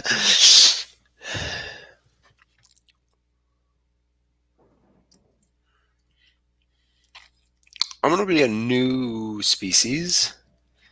I think there's some underground dwellers that I have to figure out what they look like. And they often come here for a little bit of a pilgrimage, as this is the beginning of one of their headwaters. There's more places than one where the waters come from that they live in. But they were coming here with a small group just to kind of pay pilgrimage to the grotto. So I'll think about what they look like while Joe's figuring out what you want to play, Joe. Okay. And I think I'll be one of the new recruits that Kevin is explaining things to. Yeah, Kevin's got a posse. Yeah, Kevin's got a posse. Kevin's got people. Yeah. And this is definitely somebody who's like, I had a thing and that thing is gone. I think it's an older person. Oh, nice. Like, I had a thing and that thing is gone and I'm trying to get that thing back. And I think this young man can help me get that thing back. I love that dynamic. All right, cool. Brian, why don't you start us off kind of telling us what's going through Kevin's head, or is that Kevin's sitting there. Kevin's got the clarity of a true believer, right? Kevin knows what's gone wrong, or he knows why it's gone wrong, even if he doesn't know exactly what. And if he could just get the right words, like there's people he's been able to explain to, right? People who get it, right? People like Joe's character. And it's just, look, I understand, okay? I know, right? You've come here forever, but you've got to understand that's not going to work anymore. You've seen the paintings back there. You've seen the paintings of the bright ones, all right? Things were fine before, right? And things aren't fine now, and it's nobody's fault. I'm not pointing fingers. Different people live differently, right? But this is too dangerous, all right? And Main Street ain't doing anything about it, and the council isn't doing anything about it. And this is the point where we have to pick up and take up. You could be part of that, right? You can, and I'm not saying you can be here, you just can't be any further in. All right? Like, maybe you can do your ceremonies right here. Maybe that's okay. Okay? Well, and this thing is, I think about 2 feet tall, and is kind of covered all over in hard-plated shells, and has kind of, doesn't have eyes so much as it has little tentacle stalks that kind of move around, and there may be eyes, or it can sense light somehow with them, but it does have a mouth, and it talks kind of with a gravelly type of voice that's actually like 4 octaves lower than what I'm doing. So, and I think it says, why are we not permitted to our holy site? I know the bright ones have come, but they have come before. It is clearly on the wall. How do we know that the pictures on the wall, how do we know that people didn't paint those pictures, not your people, but somebody paint the pictures and attract them? How do we know that they didn't just get drawn right into existence? Well, the paintings were here much longer before the bright ones came. They've been here for decades, centuries maybe. I mean, Don't you know if this is your holy place? Like, do you know what's going on? Well, there used to be more paintings, and now there's only whispers among some of our older ones. Are, The bright ones are... Oh, Nicholas, do you? paintings are always very quiet. It's a The new race is seeing like a little bit of the erased part of the painting like appearing as you're having this conversation, and you see a new scene of stars ascending from bright ones, where that's like not the complete final frame, but it's just a little bit more being revealed as you're having this conversation. Yes, our elders speak of the bright ones transitioning, and in the paintings that used to be here, even our eldest didn't see the final frames, but we know that something happens with the bright ones. They will lift off soon. Or something happens to them. I think they turn into stars. all right. Well, that's fine, and you can come back and worship when that happens. That's good news, and I appreciate you bringing it to us. Well, I don't think you understand. Our people only make this pilgrimage once per lifetime. And among us, it is considered very... well, we cannot be complete unless we make all of the sacred pilgrimages. We cannot go to our final resting place and find peace unless we are allowed in. You feel drawn to the point that you're going to get violent if you don't make it to this painting. I think it's more of a spiritual belief that, like, if they don't do the pilgrimages, they won't be... I think that's normally what happens, but right now you feel drawn beyond normal reason. Okay. If the painting can affect that on you. Sure. Yeah, sure. And I think it just starts to kind of sludge forward as it's talking to you. It looks like it's going to go right between your legs.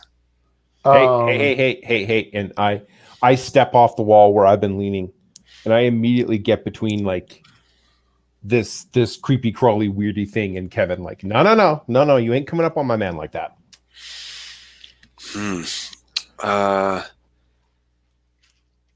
You do not understand. I must be allowed to see the paintings. This is not just a matter of sightseeing. You can see the paintings fine from here. I cannot see the farthest ones. There's the paintings. There's the paintings. There's the paintings. All right. You back up. You can see the paintings from there. All right. It's a new world. This is how it's going to have to be now. I'm sorry. I think the thing's hand kind of splits open, and a bunch of kind of tentacle-like appendages come out, and it says, "You do not understand. I have to see the paintings." Yeah, and at that point, I take a metal rod from off of my back, and it gets violent. And I think this thing is like hitting a rock. Yeah, I think these things can take us, right? Like it's a whole pilgrimage. I don't know that we need to go into detail about how it happens, but I think they get to go past Kevin. What do they leave behind? I mean, I don't think they are interested in like ripping Kevin apart, so they probably just either subdue or shove him out of the way. Yeah, like it feels like shove him out of the way. There's probably some injury there. Like I think Kevin's got a limp after this, and that's going into the true name. Okay, cool. Awesome. Okay, that's super cool. Thank you, guys.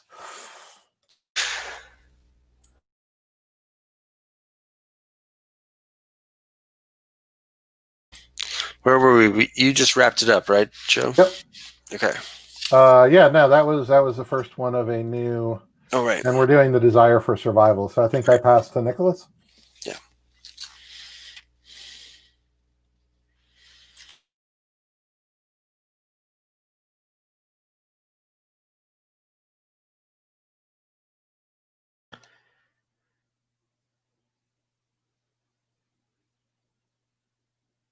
I was so interested in the last scene, I didn't think about a future scene.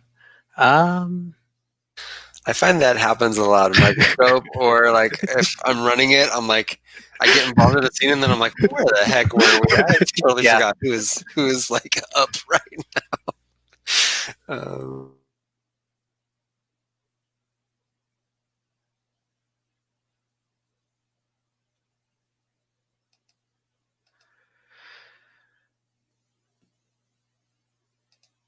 I feel like the dry avenues needs a landmark.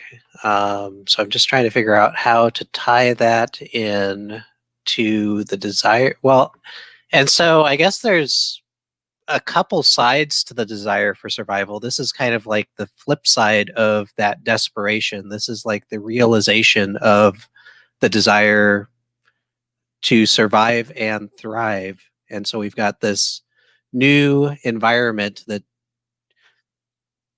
well, and we also have residents in the dry avenues that probably aren't used to their new companions. So I think that something can be played in the dry avenues, a location or a landmark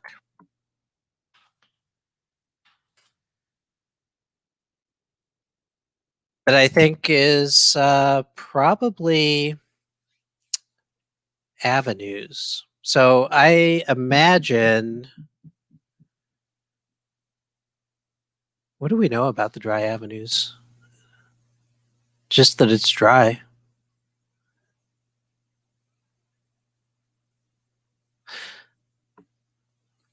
It's dry. It used to be a hub of interaction. Yeah, so Not much more. I think that what we're saying here is um, the bright ones taking up residence, and um, I'm just trying to imagine what these avenues look like, and I kind of want them to be not at ground level.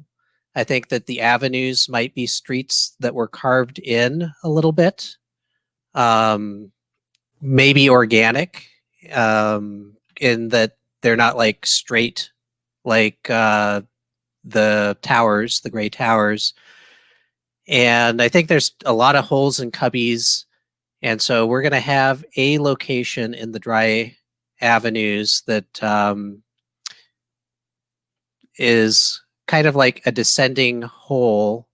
And this is the area where the bright ones are gathering the most at this time. And so we need a name for this descending hole. This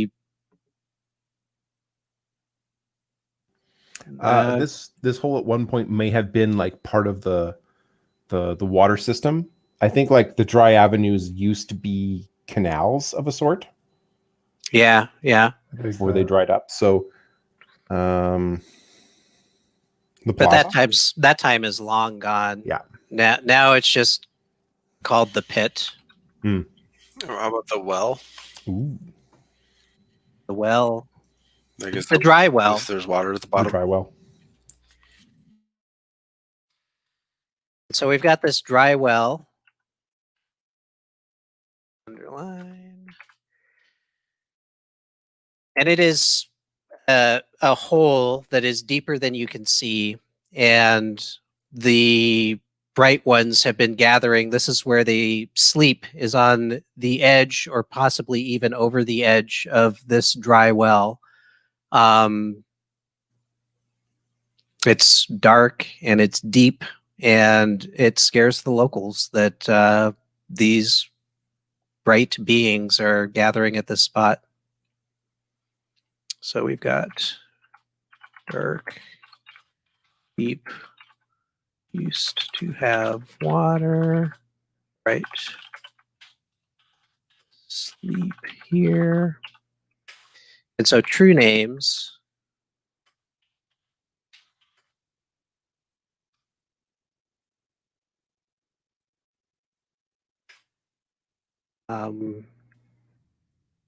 Bottomless pit. craggy, and windy.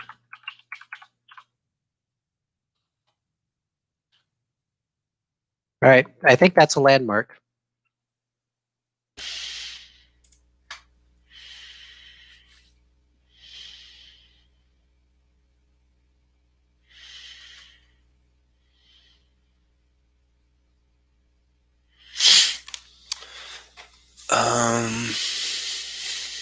I'm gonna go. I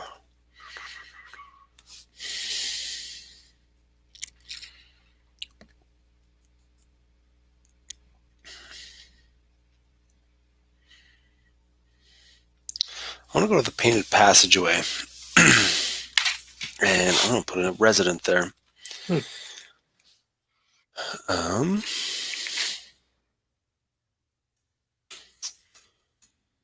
And copyrights, or what is that? That's rights reserved or something. I don't know if a name for one of the bright ones. I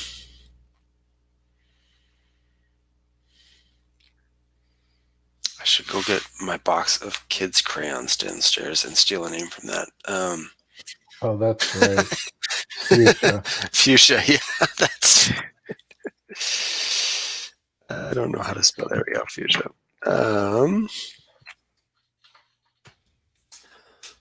Fuchsia is a resident of the painted passageway, and they are.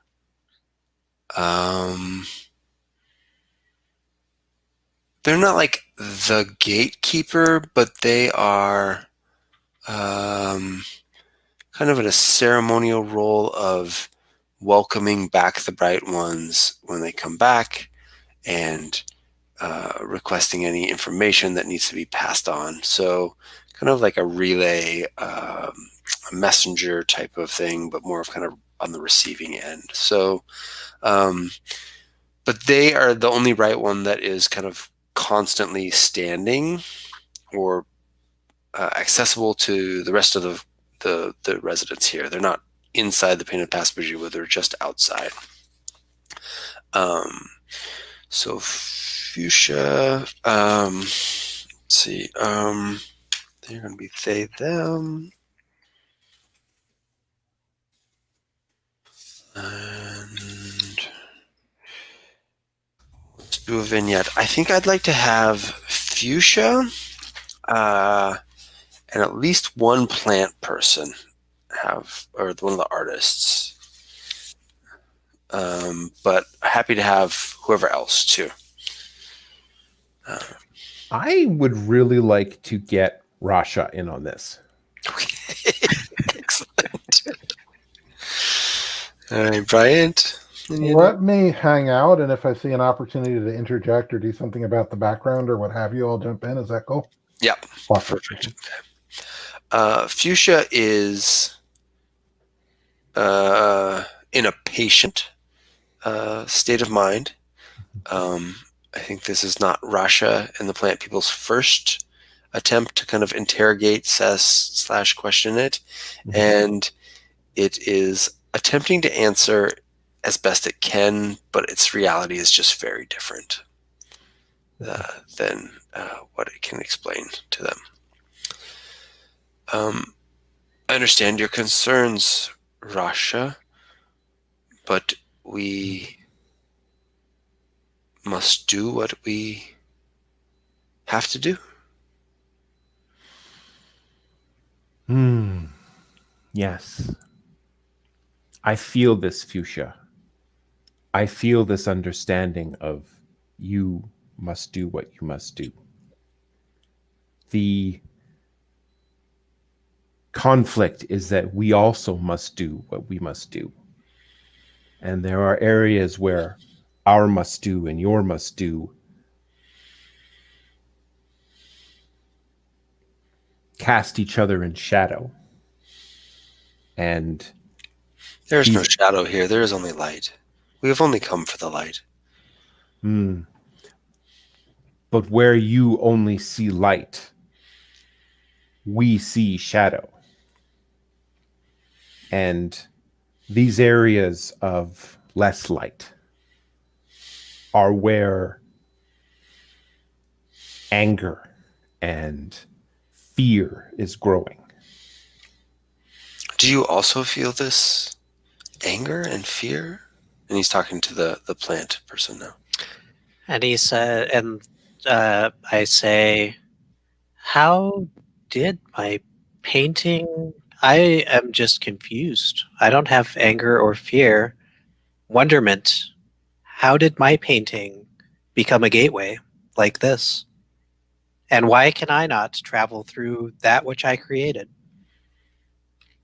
Well, it is clear that a creature like this, that is one with the light, that lives off of the light as we do, is not afraid. And there's should be no reason for you to fear, Rasha. Wonderment is completely appropriate, but for we are new to you. But we will not take you or consume you. Hmm. And I know of this feeling of wonderment, as my friend describes. It is truly transcendent. You see a little bit of fear after the consume you comment. It was said a little bit. It's like, what? Never thought about that. Yeah. And now it's all I can think about. Yeah. But I am still tethered to this place in a way that you are not, as a bright one. And so the concerns of others resonate with me deeply. But I am tethered to this place. I do not leave it.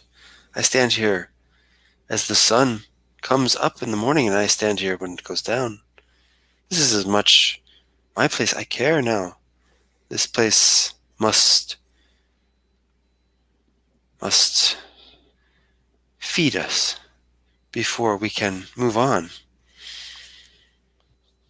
And yes, and you speak of feeding, and you speak of wonderment. If I could explain to the others what it is you intend to feed on, when it is that you will pass on, can you explain these things to me in ways that I will understand as someone who is not as bright, is duller, perhaps? Perhaps our friend here can explain to you when is the proper time to grow a flower and to release a seed.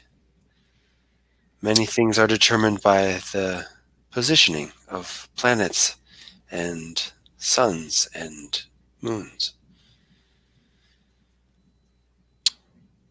They speak the truth. This is the way. It is based on the environment. Sometimes it's later.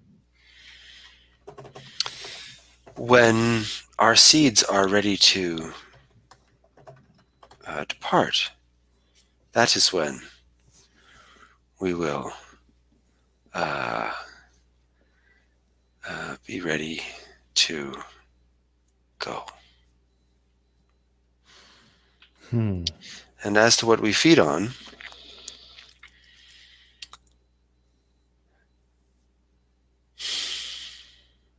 it is the same thing that you feed on. It is the light from the sun. You simply feed on it after others have consumed it and repurposed it for you.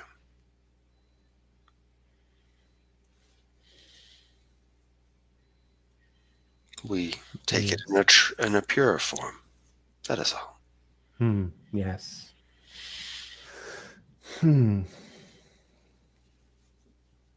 Is there anything that the bright ones require besides the time, the space, the sun? Is there anything else that the Bright Ones require that we can provide to make sure your time here is fruitful?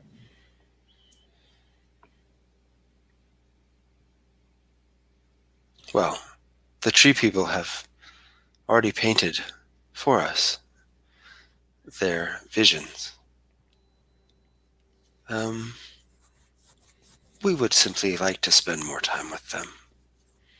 They With are the a long-lost cousin of sorts. It is with the good to people. see them.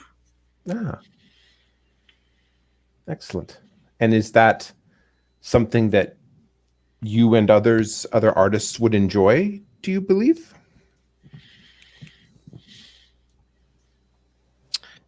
I am intrigued by our visitors in moderation. Cool. Excellent. All right. Do we have a true name for Fuchsia? I think open and patient is what I'll leave them with. Sorry, I typed a comment in the chat that I had to type out because it was in my brain and it wouldn't be appropriate to say it out loud. It's like when Fuchsia's like, ask this person, they know when a flower. It's like, dude, just because he's a plant person doesn't mean he knows how flowers grow. I mean, racist. I think that the plant people do, though. This is something. This is like a common. So they're like the immaterial version of the material thing that I knew as a plant person. I felt like it might have been more connecting than racist. Yeah. All right. Joe, you're up. Okay. Yeah, again. What are we doing now? Just coming back to the 50,000 foot view and going. Oh. You get to visit a landmark, explore a neighborhood, or meet a resident.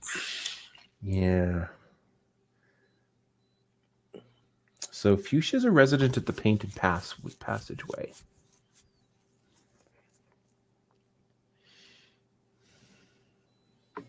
I'm going to put another landmark in the Dry Avenues.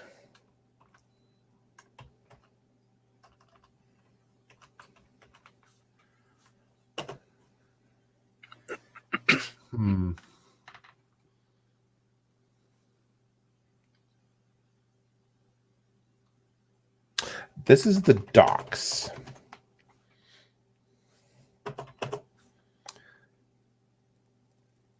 It used to have a different name back when water was flowing through here regularly, but now that there's no actual ship traffic coming in, it's just called the docks, and it's a tavern that used to be in sort of the sailing, and that's what sailing in and out, because we don't really know if this is a port city, but definitely any part of this that was canals, this was sort of a central hub, a central dropping off and picking up place. And the docks was the tavern in that area. So it was a very popular place. It used to be very lively. It used to have a lot of, very boisterous and happy people. Now it is dingy. It is run down. It is not a particularly safe place to hang out. There's a lot of people there who just want to get drunk and get in a fight. So, old tavern, fallen on hard times.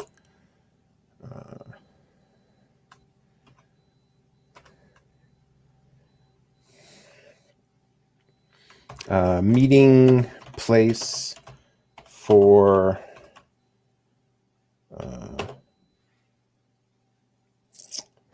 various ne'er-do-wells. May well go ahead and use that old phrase. And the place's true name. Powder keg, looking for a match.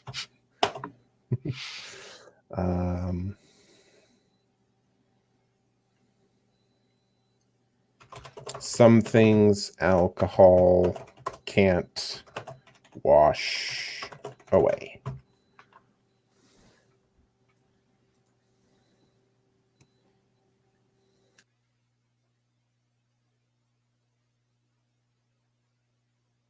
All right. Well, there's probably you can probably smell the desire for some survival in there. All right. I think that's the end of the round, right? We got to just wrap it up with an event. Yeah. You got something? I think I'm going to keep on digging into the bright ones if that's cool with everybody. So, okay. This is the time when they take root. So, all the bright ones in the city. Did I lose you guys? No. No. Okay, cool. So all the bright ones, no matter where they are, right? And a bunch of them are over in the dry avenues and the dry well, asleep, right? But they're scattered about. That's not universal. And they just all stop. And those who are watching closely see like the light sort of digging down into the earth, very much an echo of the light bulbs that we see with Mother Andre. And they root there. They take place there. They don't stop talking. They don't stop interacting with people, but none of them are moving anymore. They are where they are. It's the day the bright ones took root. And let me actually tweak that just a little bit. Let me link that to the painted grotto and say that it radiated out from there. So the ones closest to the painted grotto rooted first, and then just slowly outward in concentric circles. All right. Nicholas, you get to ask a question, state an opinion, or show a consequence. And the question was kind of a rhetorical question, right? Not one with an answer. Yep. I'd like to state a consequence. I think that water is now a unobtainable commodity as these roots dig into the ground. Going hard, I like that. I'm going to state an opinion led by Kevin Young during a drunken conversation in the docks, which is, if they're rooted in the ground, they can't run. Sit targets. I love it.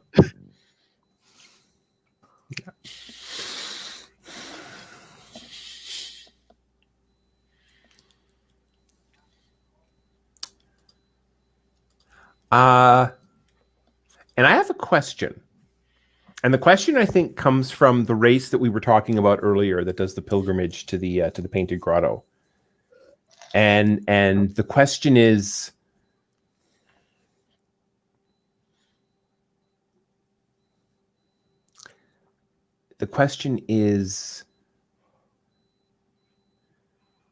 why aren't more people willing to take things on faith?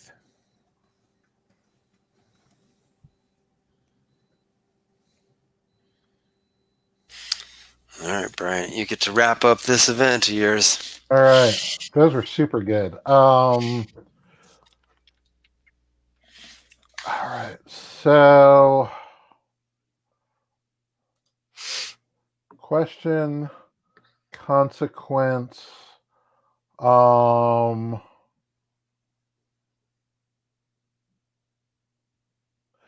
also have a question, which is being murmured in the streets. And that question is, why isn't Russia doing something about this?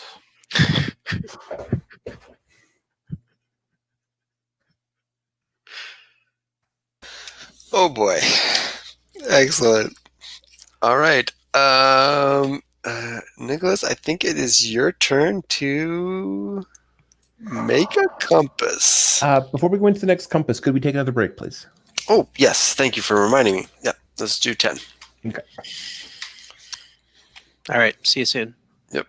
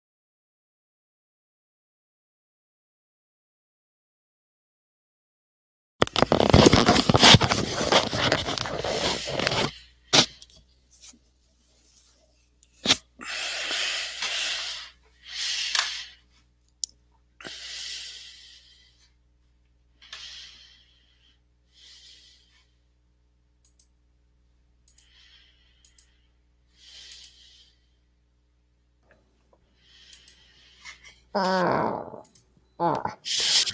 you having a section at the end, Rye, for feedback, or is that not something you're interested in? Yeah, we can do that for sure. We'll just see. I think we'll do one more round here, probably. Mm-hmm. I don't know how everyone else is doing. Could maybe fit in 2 more rounds. Yeah. One more round for sure, because we gotta then everybody's. Yeah, Yeah, one more round seems about right. I was going to ask. okay. Yeah, we'll see how everybody's doing. I put up 4 hours just because I didn't know how long this was going to take. But happy to cut it off a little short there. But yeah, we can do a little. We can go around and do some stars or something at the end, or Yeah. if you guys have feedback, always interested in that. That'd be great. Mhm. So, but Nicholas, are you ready to kick us off here? Oh, you're muted. Yes. So, single word current compass is transformation. And I know I do the first thing. Do I just do another neighborhood, location, or person? Yep. Okay. So I think this is going to occur in the dry docks or dry avenues. What we're looking at is that dry well. You can see roots starting to sprout out into that dry well, and that precious, precious water is just being poured into this bottomless pit. And I'm imagining an island of sorts begins to like rise up from inside that well. And I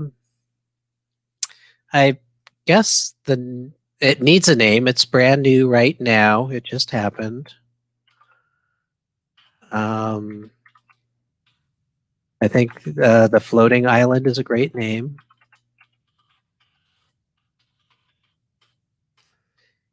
And so you can see like it's not at ground level. It's not at bottom of or land of the pit level, which was already recessed. It's not at normal ground level. It has gone up and it's a new level, possibly even challenging the gray towers for skyline dominance. And so we've got new island emerges from the dry well, powered by the water, delivered by roots.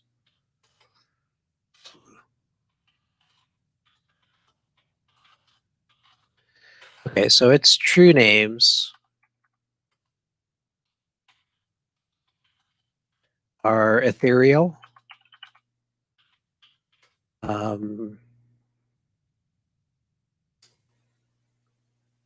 beauty beyond imagination,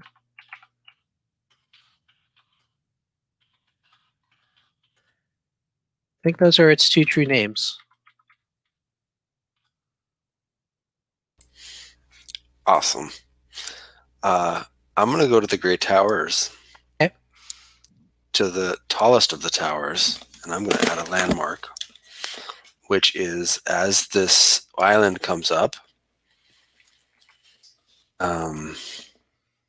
top of one of these towers unfolds, and it's not like a mechanical clunkety unfolding. It's like a graceful, like flower petal unfolding.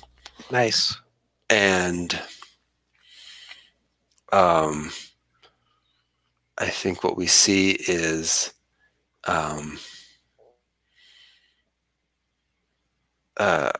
all of the light that gets collected in the bright space starts funneling up this tower into this flower petal, and it's being directed at the island. So I'm going to call it the blossom, and it is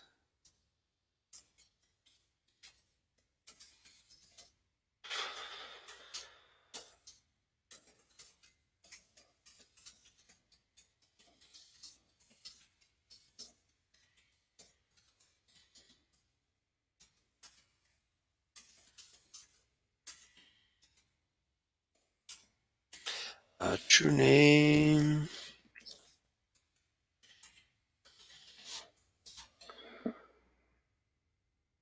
Radiant Beacon.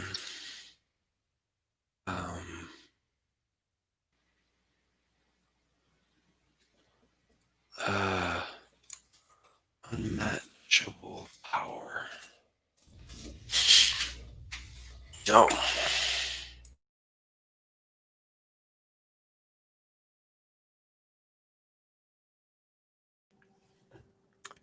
Okay, well, I am going to mess some stuff up.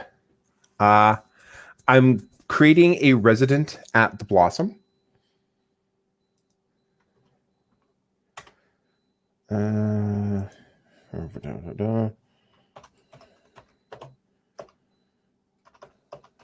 Capital R. Resident's name is Sasha. Sasha is she, her. Sasha is the person that we saw several scenes ago in the Painted Grotto, who was backing up Kevin and who went after the strange crustacean creature to her not success. And we see her now, and she still carries some kind of scar from that encounter. Her arm now, one of her arms is I think was badly mangled. So one of her arms is now not entirely useless, but is much less useful than it was before. All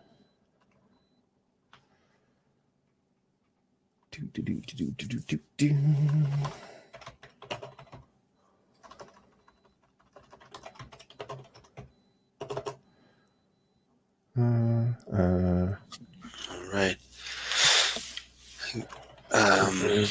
For purpose. Yes, and we are going to do a scene. A vignette, yeah. Vignette, yes. Okay, so I leave it up to Bryant whether Kevin Young is here or not, but Sasha is definitely acting on behalf of that group, whether Kevin knows about it or approves it or not. She's there with at least one other person. She is here to sabotage the Blossom. She has whatever explosives she's been able to lay her hands on. She wants to wreck this thing and wreck whatever plan the Bright Ones have, because obviously it's screwing up our entire city. I kind of want to let it be her focus. Like, it seems cooler if that's something she's doing and Kevin isn't breathing over her shoulder. Absolutely. And she's maybe got, one or two other members of the group there with her that she sort of talked into doing this. I will be her lackey who is hauling the Excellent. explosives and knows how I'm to going to be operate Mother them. Andrew. Perfect. Sweet.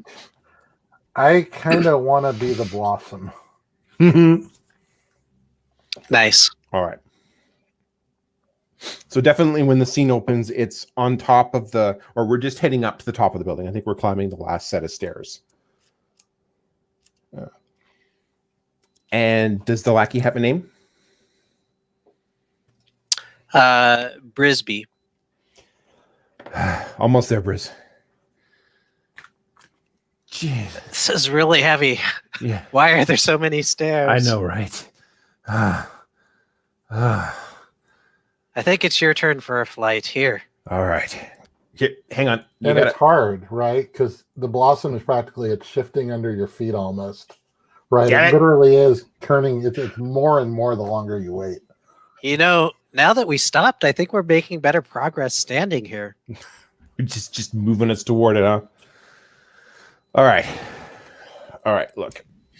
I think just as you're getting to the last platform, Mother Andrew's going to step out in front of you and look down and be like, Jesus Sasha, Christ! No, it's just me. Sasha, what are you doing here? Mother Andre? You didn't say she was going to be here. I didn't know she was going to be here. What are you doing here?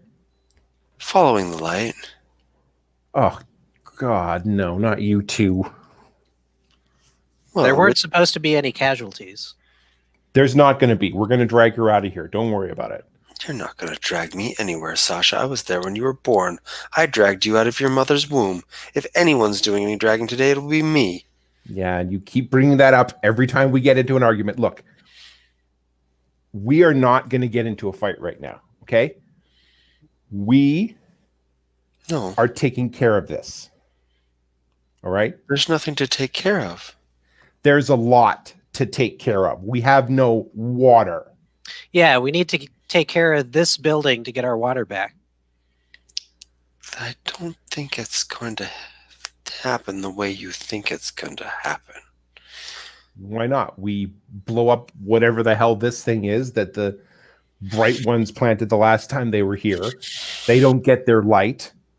We get our water back. And if this doesn't work, well, we'll blow up another. We'll go to the dry avenue and blow that. It will blow the dry well. Why not? Mm-hmm. Well, there will be a lot of blowing up if you blow this up. That is true. Good. No. I don't know how to explain this to you so that you'll just understand easily. If you take a balloon and you pump it full and you add more and you add more and you add more till it's really full. Right.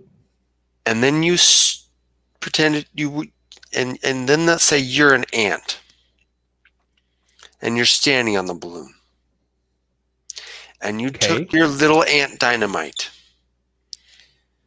and you blew a hole in the balloon. What would happen? I'm pretty sure ants don't have dynamite. Damn it, I knew it. Look, yeah. Sasha, all of the light of the entire city is being directed into this building right now. There is more energy between your toes than gets sucked onto this planet from the sun in a year. It's starting to hum just at the edge of consciousness, but like louder and louder. It's the same humming as the meteor had. Yeah.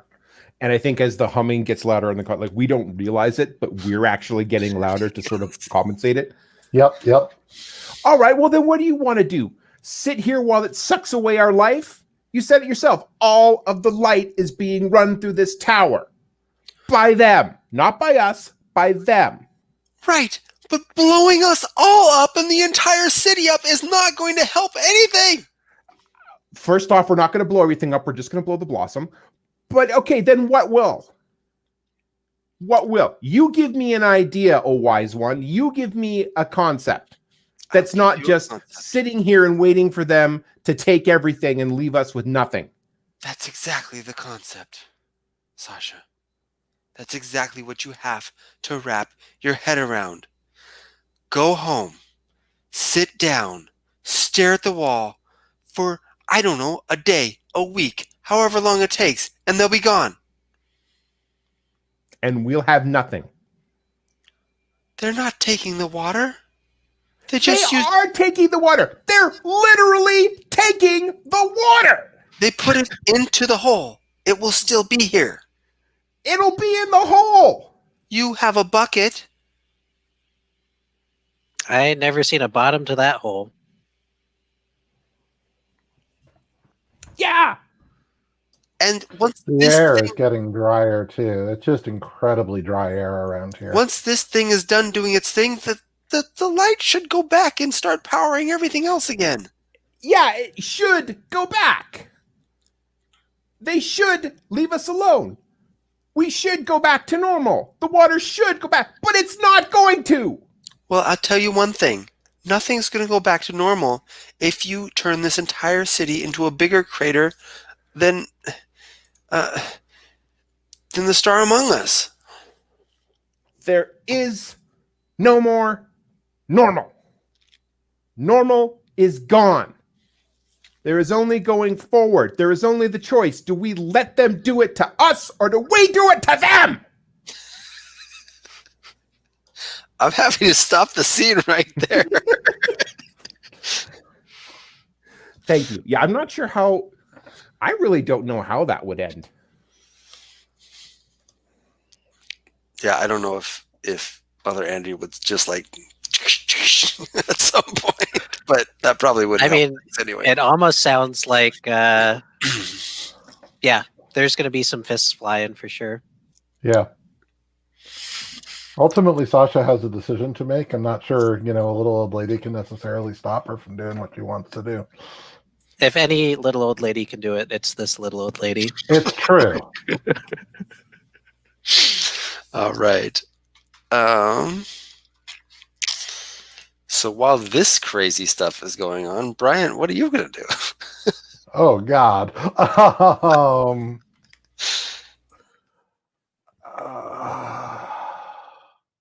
Wow, that was awesome. And I was not thinking about the next thing. Oh, out of curiosity, are Sasha and Rasha related? Maybe Completely distant. plausible, not. Yeah.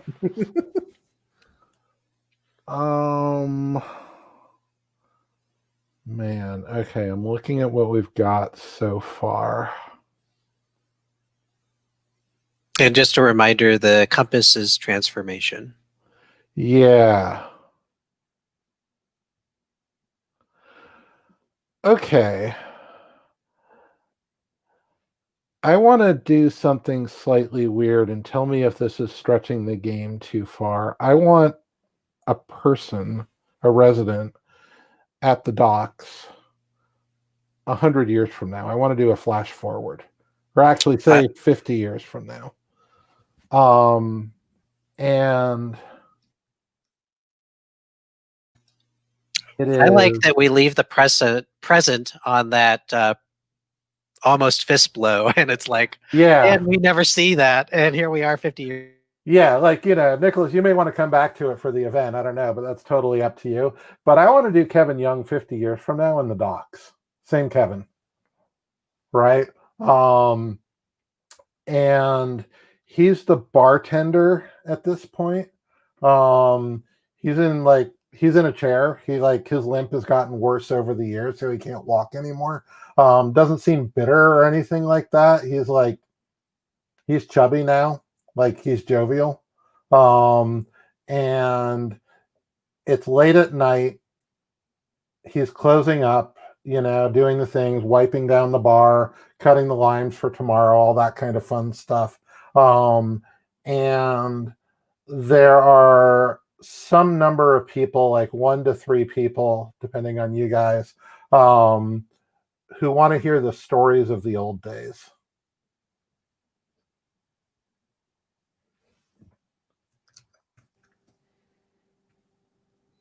Yeah, I'm definitely I'm new in town. Mm-hmm. I've traveled from far away to come see this place, the Gathering Stones. And specifically, I've heard a lot about this place called the Docks. And that there are people there who that's where you go when you want to hear the real stories of what happened. I'm going to be a gondola driver who ferries people through the canals that are now full of water. I like the plant people. I'm going to be a plant people. I like your plant people. You do well with the plant people. Yeah. All right. So Kevin's internal monologue. Kevin's a little bit tired of telling these stories. There's other stories. Everybody has stories. So he props his elbow on the bar and looks across. Joe, what's your character's name? We're going to call him Lance. All right. And he says, Lance, kid, I know you came here to hear about it and to hear, and it seems like everybody in the world winds up in this city at some point in their lives, But I'll tell you what, let's tell me what you heard, Lance. Let's start out that way. Tell me what you heard about the city. Tell me what you heard about the bright ones. And Sherry is going to lean over to the plant person and kind of whisper, $5 says he heard the one about blah, blah, blah. The explosion. They always get that story. Yeah. Okay, so here's what I heard. 60 some odd years ago, meteor comes out of the sky, lands somewhere in the city, turns everything upside down. Dry becomes wet, wet becomes dry. Everybody's up in arms. And then these people show up. These bright ones, these weird holographic whatever. You know, everybody says something different, but the story I like best is that there's holographic ain't right, but that's pretty good. Keep on going. Okay. I'm sorry, okay. I interrupt. It's an old man's habit. It's fine. It's fine. And then they start just messing with the entire city. You know, they change the way the water flows. They change the way the light works. You know, things come on that weren't coming on before. Kids are disappearing. Babies are being born with 2 heads. Animals are running off in the middle of the night and coming back like with weird deformities. Here come the snake people. Stuff. And then just one day they're like everything changed. The bright ones started like summoning this light out of the sky, and then it came down, and like all of the water started to boil off, and then just there was a massive explosion. Just nobody's really sure where it came from or what happened. Massive explosion, and then boom, the part of the city fell down. Part of the city rebuilt itself. Water started flowing again. Everything's fine. Kevin's taking notes through all this, actually. I think he's got like this big ass book that's like halfway full, and he's been like writing all of this down. And he's like, oh, new angle. Let's add this one to the journal. And he's like, well, 2 heads. Never heard that one before.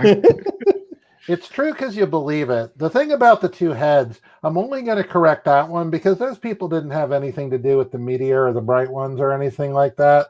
They're just folks that have 2 heads. And they get a lot of crap for that. The plant people started having 2 heads after that event, though. I mean, you've seen my cousin. I've seen it. Was that connected, though? Was that only after the event?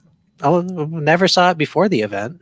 But I'm talking about the wolf people that live about like, half a mile over that way. People. Oh, I'll get him in here sometime. You'd love the wolf people. Yeah, they're great. I take his beer down there all the time. They love us. Yeah, no, the wolf people are great. And hey, I just want to say for the record, I've got nothing wrong with people with 2 heads. I mean, I'm not saying it's a bad thing. I'm just repeating what I've heard. No, I asked you a question. I'm not going to crawl down your throat for asking a question. I appreciate it. No problem. Well, I'll tell you what, friend. That's as good a story as I've ever heard told about what happened. And it's as accurate as any I've ever told, including the ones I've told myself. But the one thing you got to tell, whenever you tell the story, whenever anybody asks you what happened in the city, what happened that year the city went crazy and the explosions and the bright people, you say this, you tell them people made mistakes because they were afraid and things still got better. And that's why I write these things down.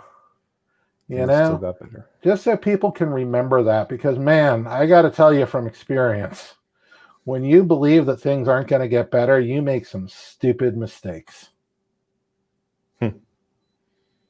So I think next time we better remember what happens when the bright people come. You think they're coming back? Oh, they'll be back. That's the last thing they told us. Yeah. And I think that's it for me. Cool. Awesome. I don't even know. Like, we need an event here, but to wrap it all up. How does the event work? The event is you get to create an event that changes or alters the city in some way. So it has to just be related to your compass, and then we each get to be a voice of the city, ask a question, state an opinion, or show a consequence. Okay, I think that's actually really easy. We're going to stay 50 years in the future, Cool. and the Dry Avenues is basically a series of islands and with interconnected bridges that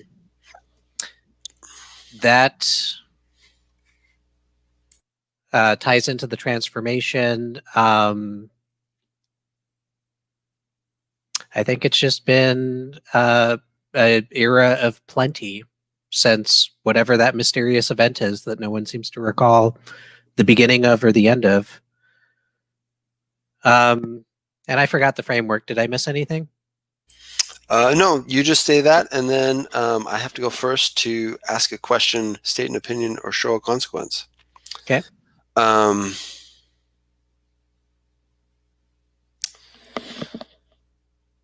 The consequence is that there is a room deep underground where the water comes in through a million tiny holes in the ceiling and flows down little tiny channels. And there is a little girl that sits there and watches where all the water flows to and where it flows out in little crevices in the floor. And she just finds it fascinating, and she goes down there every day. Joe. Mine is a question, and it's a question that's asked of the elders in the city. The people who, like Kevin, were there, who lived through times, made the best decisions they could. And the question is, what do people with power owe people who don't have power?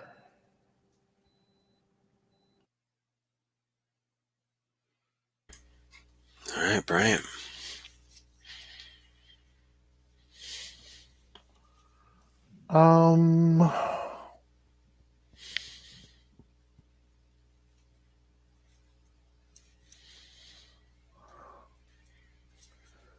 I think I have a different class of question, and my question is, when the shifting patterns of water flow in the city cause the waterfall steps to dry up, what is revealed beneath them?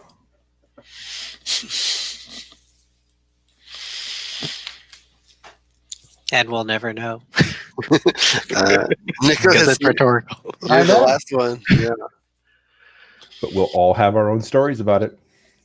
Hell yeah. Mm-hmm. I want to ask, when the island, it didn't ascend into the sky, it traveled in a northeast direction. Where did it go? Awesome. All right. We got a lot of questions right here. Cool. All right. I don't know about everyone else, but that feels like pretty final or wrapped It feels pretty final, yeah. I'm good. Yeah. Yeah. Okay, I cool. like the Nice. 50-year flash forward. That was really good. Yeah, that was awesome. Cool. All right. Well, I'm gonna go ahead and end the broadcast. Just before I do, is everyone still cool with me posting it? Yeah, you Yes. bet. All right, cool.